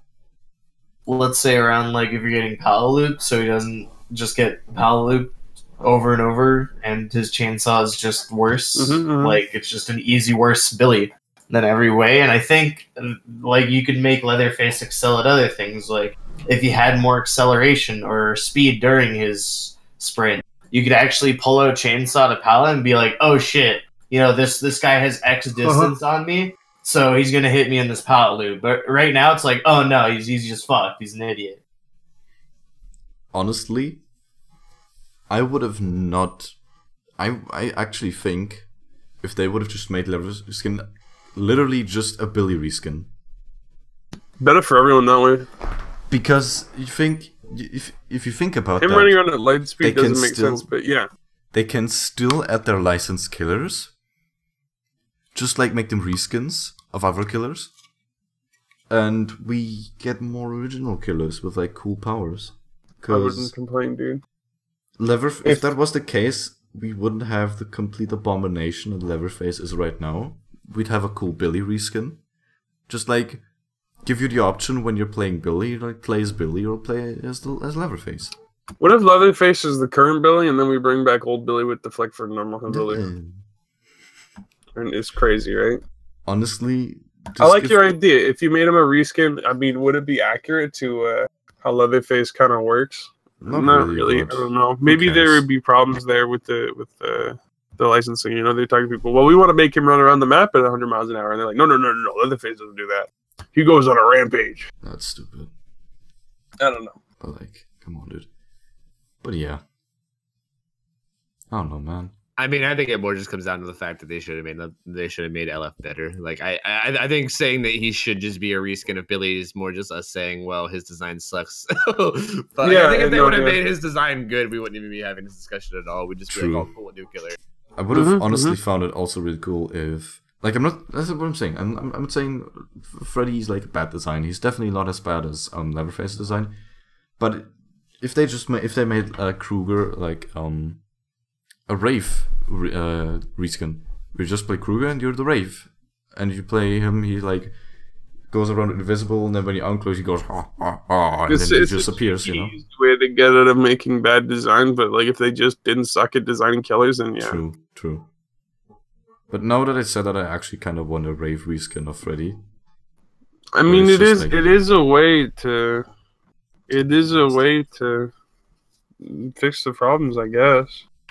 I'm not saying it wouldn't, but then again, we have this issue of like nothing new is coming to the game and the game still sucks. So I mean, maybe it's better that this game that sucks is getting new content that sucks, even if it's just something different to break up the monotony. Hate the game in a new way. I don't know.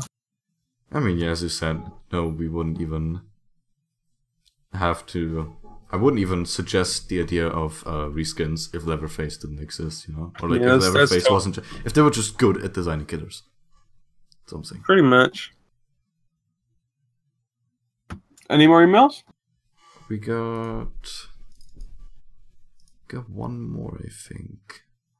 Oh no, that's one more or two more? No, it's one more. It's okay.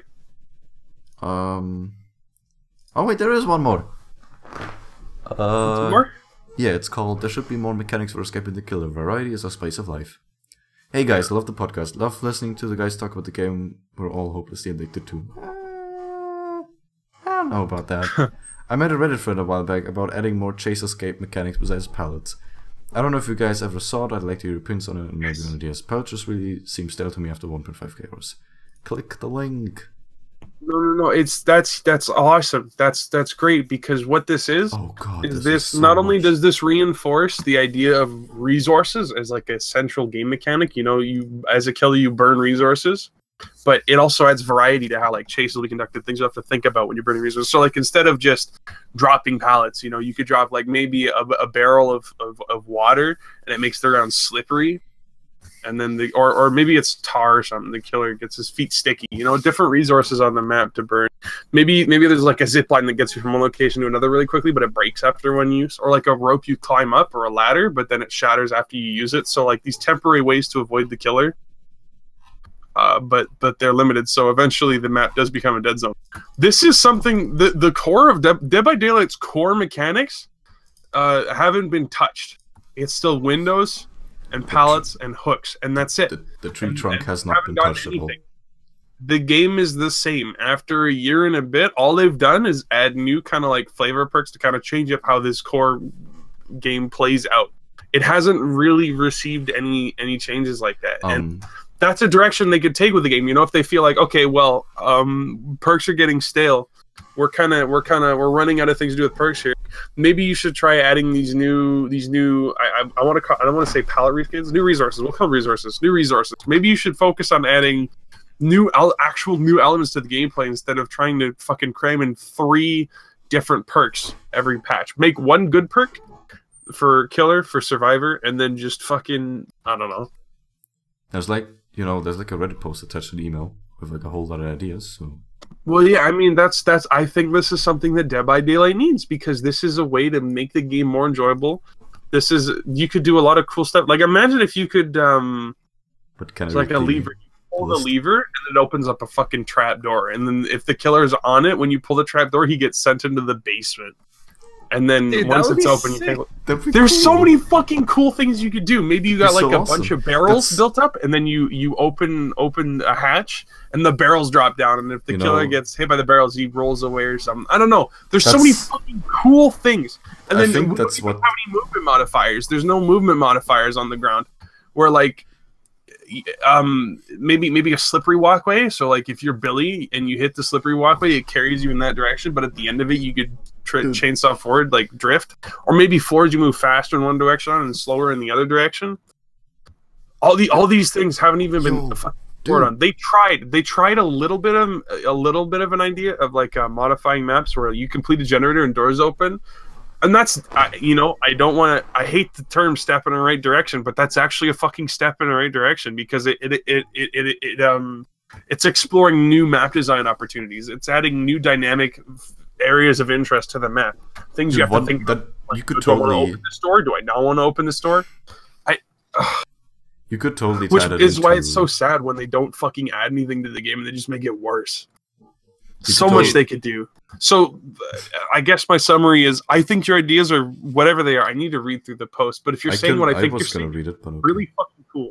And I wish that they would do this with the game. Yeah, But I think everything that you just said is a fucking awesome idea. Like it would probably feel better as a killer too to like not just have pallets nonstop. Not pallets, like, exactly. Yeah, like actually have different things that they're using to juke you, and not just another pallet slam, another pallet slam, another pallet slam. Like if it was like, okay, threw a pallet on me this time, and then this time he ran to a ladder that he climbed up, and then I broke it after he climbed it up or something. You know, like if you were just going around destroying other things other than just pallets nonstop, it would probably feel a lot better as a killer. It wouldn't feel so boring you could and totally monotonous.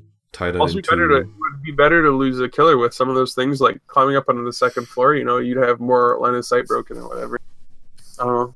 Right. Yeah, it would help against bloodlust and stuff. Yeah, exactly. You could just testing the waters. You could totally add that like into the whole thing where survivors don't have anything to do. Make the survivors actually prepare the traps. Exactly. Yeah, the trap door. Maybe you have to crank the handle a little bit to get it set up. Like, okay, so if he comes this way, I'm gonna drop him here. Or maybe you could like hit a switch. You could flick a switch, and it will like change which trap door you open. And then when you pull the lever, it'll open the one that you chose. But that's the one that you chose, and that's just how it is for the rest of the game. You know, you chose this. And that'd be like, it was so cool because people, people talked about. Sorry, if I interrupt. No, it was just... People talk about like windows breaking after being used. You know, like if you use a window too many times, it crumbles and then it disappears. You could add that as long as you don't remove windows that exist right now. You could add that as a separate thing, another resource to be used.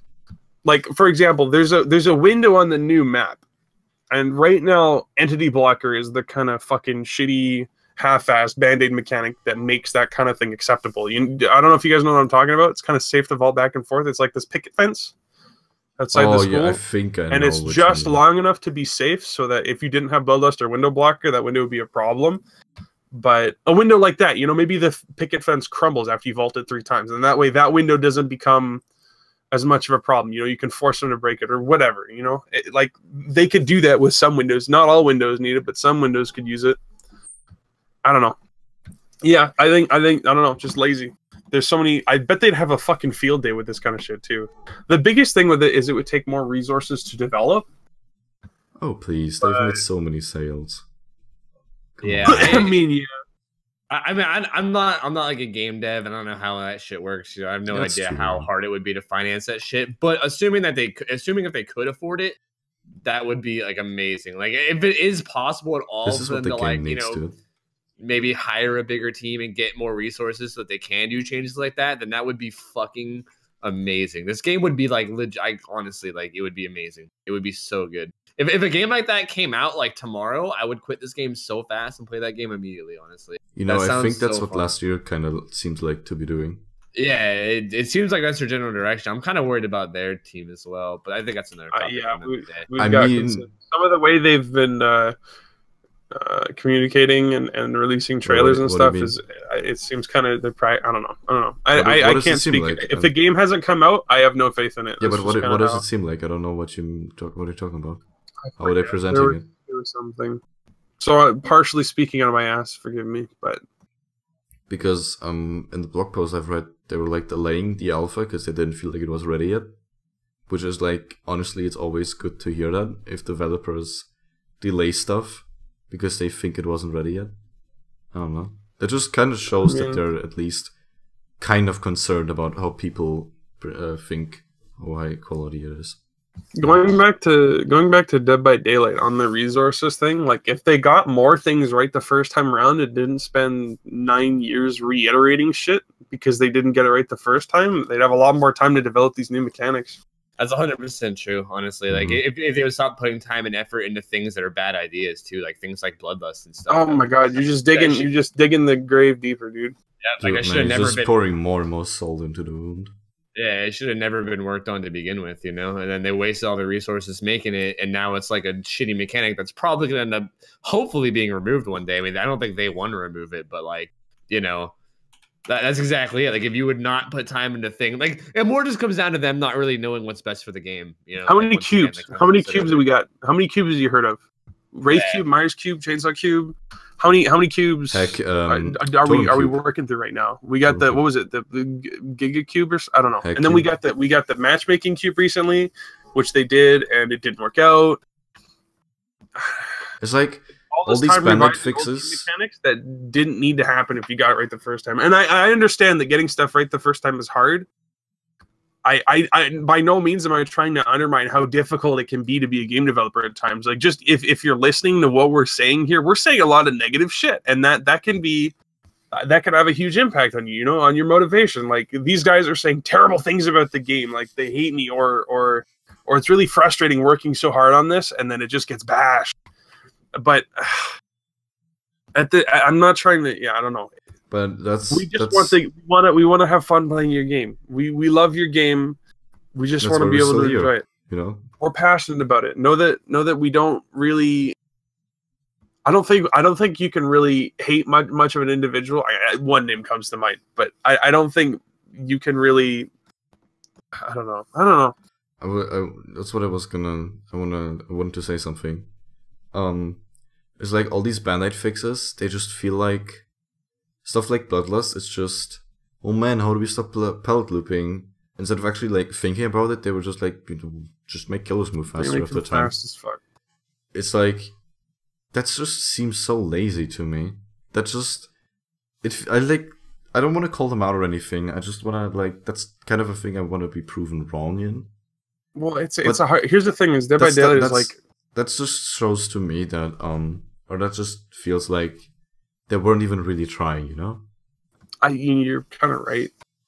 It's just Dead by Daylight is a hard game to develop, just because it's unlike pretty much any other game that's come out before it. You know, it's its own thing. Yeah, exactly, and it's asymmetrical. That's so hard to balance. Well, exactly. Like, if you're releasing a new shooter, you can go on the past mistakes. You can look at previous examples of other shooters. Like, what did this shooter do right, do wrong? Dead by Daylight is its own fucking thing. Like Evolve, which is like completely different too. Evolve is like a whole different concept. It's actually about killing the big monster. Yeah. Anyways, it's like instead of asking the community, okay, how can we fix pallet looping? What contributed to pallet looping? Was this always a problem? Instead of asking for advice and help from the people that know the game better than anyone, because it's pretty clear at this point that they don't have a perfect understanding of how the game functions and what goes on in it. Instead of asking us about that and then saying, okay, how can we work this in? You know, it just kind of okay, we're just gonna make the kill really fast. We think this will stop this one thing from happening, but they don't think about all the other problems that it's going to cause. Instead of attacking the root of the problem, they apply a blanket fix, which is a Band-Aid definition. Basically, it's just this whole. They look at the problem. They're like, yeah, this might fix the problem. We're gonna do this, but they don't look into the future at all. They don't take into consideration what problems this could cause. It's just so, and that's just to me. If I might be totally wrong here, but to me it just feels like stuff like that where you say, "Oh, I'm just gonna find a temporary solution or like a little band-aid fix and not actually try my hardest to find something that will actually fix this." To me, that just seems lazy and like you're not actually passionate for the game. I don't think that's it. I think they just don't know better. Honestly, I just don't think they know any better. Like, I feel like, if you were passionate, if you wanted the best for the game, you'd actually ask the people that are offering the help and that know a lot more for help. Okay, that's if you're passionate and also smart. So, dude, I'm sorry. I'm not trying to be like a dick. I'm just yeah. Totally. They can't listen to what everyone says, but they can kind of draw conclusions from exactly. If they ask a wide, right? Like if you asked a bunch of people, what's the issue with pallet looping? Why is pallet looping a problem? How can we fix this? I don't think the answer from a majority of the community or even from any of the community would have been just make killers really fucking fast after a while. I don't think anyone would have said that or even thought that. Hearing ideas and then drawing your own conclusions from that is one thing, and then coming up with your own idea, which nobody really kind of asks for or even addresses the root of the problem, is another. See, but honestly, I think there's also hearing you say if you're gonna ask the community as a whole what they think too, that also scares me, because if you go look on Reddit and Steam, and that's sometimes Like, It's like You have to treat it like like a scientist, and this is quoting a very knowledgeable friend of mine. You should use the feedback as reference for what people don't enjoy about the game, and then from there make your own conclusions based on what they say to try to fix the root of the problem. Mm-hmm. And I guess, I don't know, which kind of goes against what I said earlier, where like you should listen to community suggestions and shit. But I mean, maybe I don't know, just need better game designers. Dude, that's what it comes down to. Like they have to know for themselves is what it comes down to. Like I think they can get influence from people, but when it really comes down to it, they have to be able to like look at things and know which ones are good changes and which ones are bad changes. You know, like if one person goes to the devs and is like, hey, face camping is fine because toxic survivors are assholes and we need a way to confirm our kills. And someone else comes and they're like, hey, this takes away from things from the game and it probably shouldn't be a thing, you know? And then that's on them. They have to be able to be like, okay, obviously this guy. Which one's the right choice here? You know? Yeah, exactly. Like if they can't distinguish that, then we're fucked. I mean, we're fucking doomed. You know what I mean? Yeah. So I mean, that's what it comes down to. And it's even like it's not even like, oh, they would have to find like really good players. No, we got so many people with such a high reputation. We got like Moons, we got Flair, we got even Tom, even though he like I think he kind of quit streaming in general or like streaming DVD. I don't know what there happened. I don't want to go into that, but they won't even have to look for these people because they're already there. They're already offering their help, and they're just not taking it. Listen to what makes sense, man. It's just heart of the cards, whatever. I don't even. It's kind of like we don't really need to talk about this point anymore. It's. Is there anything else we need to add to it? I don't think so. Okay. I don't know, man. Next email. Those were all the emails. Oh, we got through all of them? Yeah. There's no more? I thought you said. You can check, but I don't think so. Is there anything else that we wanted to cover this podcast? I think that was it, right? Is this the longest podcast yet? Like no, 2.5 that was a lot of stuff. stuff. We had like a 3-hour podcast once. This is like 2.5 hours now. Did we really? Holy shit! Yeah, we did. I remember I really had to take a piss towards the end, and it was terrible. It was I have so to bad. like right now, but I'm pretty good at suppressing it. But Iron-blooded. dude, I go to Poland every year, and it used to be like an 11-hour trip. I know how to hold in my fucking piss. All right.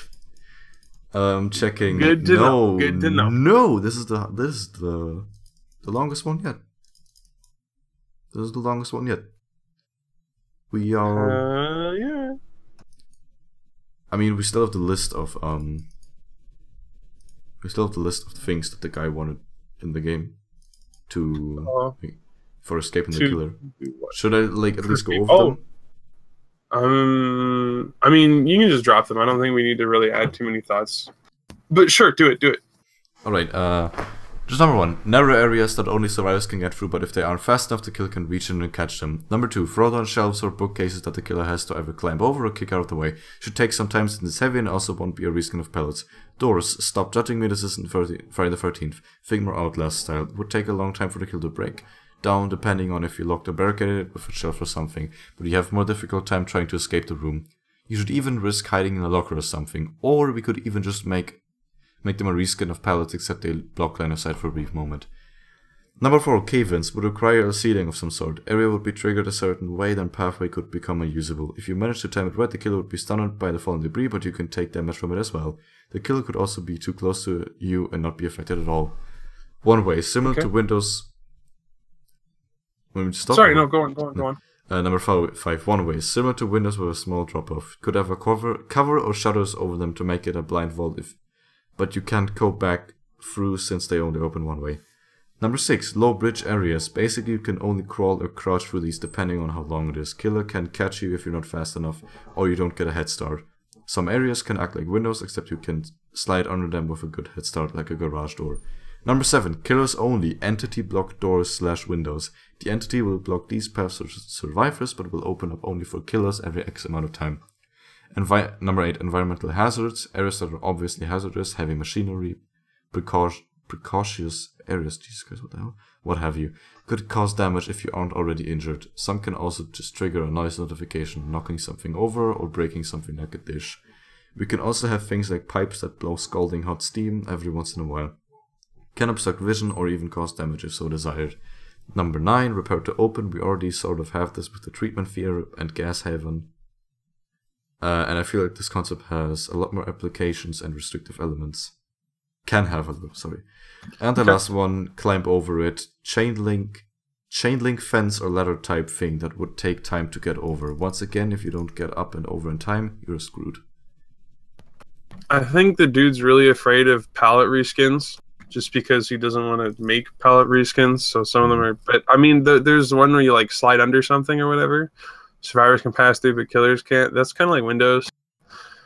I don't know. I mean, I like it, you know, variety to the game, but you've always got to keep in mind like these things that grant great distance for survivors. They need to be consumable. They need to be resources that can be burned. Elsewise, too strong. And yeah, you always want to be careful, like how much distance they do end up getting, like how much is acceptable. I don't know. But I mean, yeah, no, bookcases, shit like that. These are even reskinning pallets. Like maybe you got a library map and you drop bookcases instead of pallets, and it's like effectively the same thing. That's cool. I think that's cool. So yeah, no, kind of, yeah, I dig it. Yeah, same. I think it's a pretty good idea, and I think even like having, I think his idea about doors is nice too. Like even if you did just make it like a pallet, yeah, or like even just like shut a door and locked it or whatever. And you had to like kick through it like a pallet or something, but it just kind of broke line of sight for a second. It would be nice. I mean, it would be something different, you know. Yeah, exactly. Or even they can even do more stuff with it too. I mean, I don't know. The possibilities are endless, but it would be nice having different things, you know, other than just pallets, and then like the windows that are pretty much useless right now.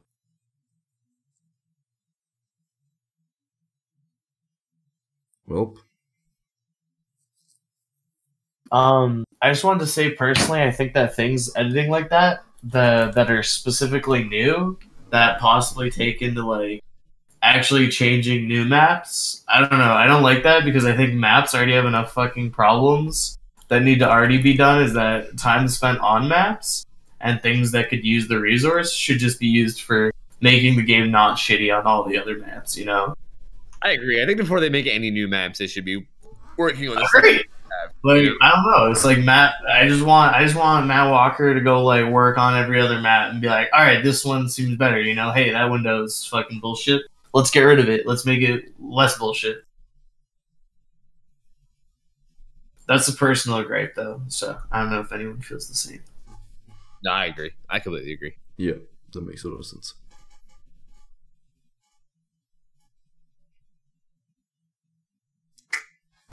Jesus Christ. Alright, anything else? Closing thoughts? Yeah, do we got anything else? I think that's pretty much it. I think that was a good episode, though. That was fun. It was really good talking about a lot of stuff. Thanks for having me. You're welcome. Thanks for coming on, buddy. You can Hell yeah! Come on for a future episode and do all the math for us. If you want to. I would love to. That's great. But yeah, no, it was a lot of fun. I appreciate being there. Sorry, I was just falling off of like a 20-story building, so that sounds rough. But yeah, no, it was fun, and I'd love to talk more about it. And there's a lot of topics that I think are cool. And if we ever have more math that needs to get done, I love doing math. So I'm always willing. Plug it. We want more emails. Give us more emails at daylightcastpodcast@gmail.com. Daylightcastpodcast@gmail.com. Bam. Give me those emails. Email it. Email Please. shit. Even if it's just memes, do it. Just tell us we're fucking trash so we can laugh at you. Even that. Please. Perfect. It's almost 1 a.m. here. Jesus Christ. Not late. Play. That was good. Thank you for having us. Goodbye. Later. Later.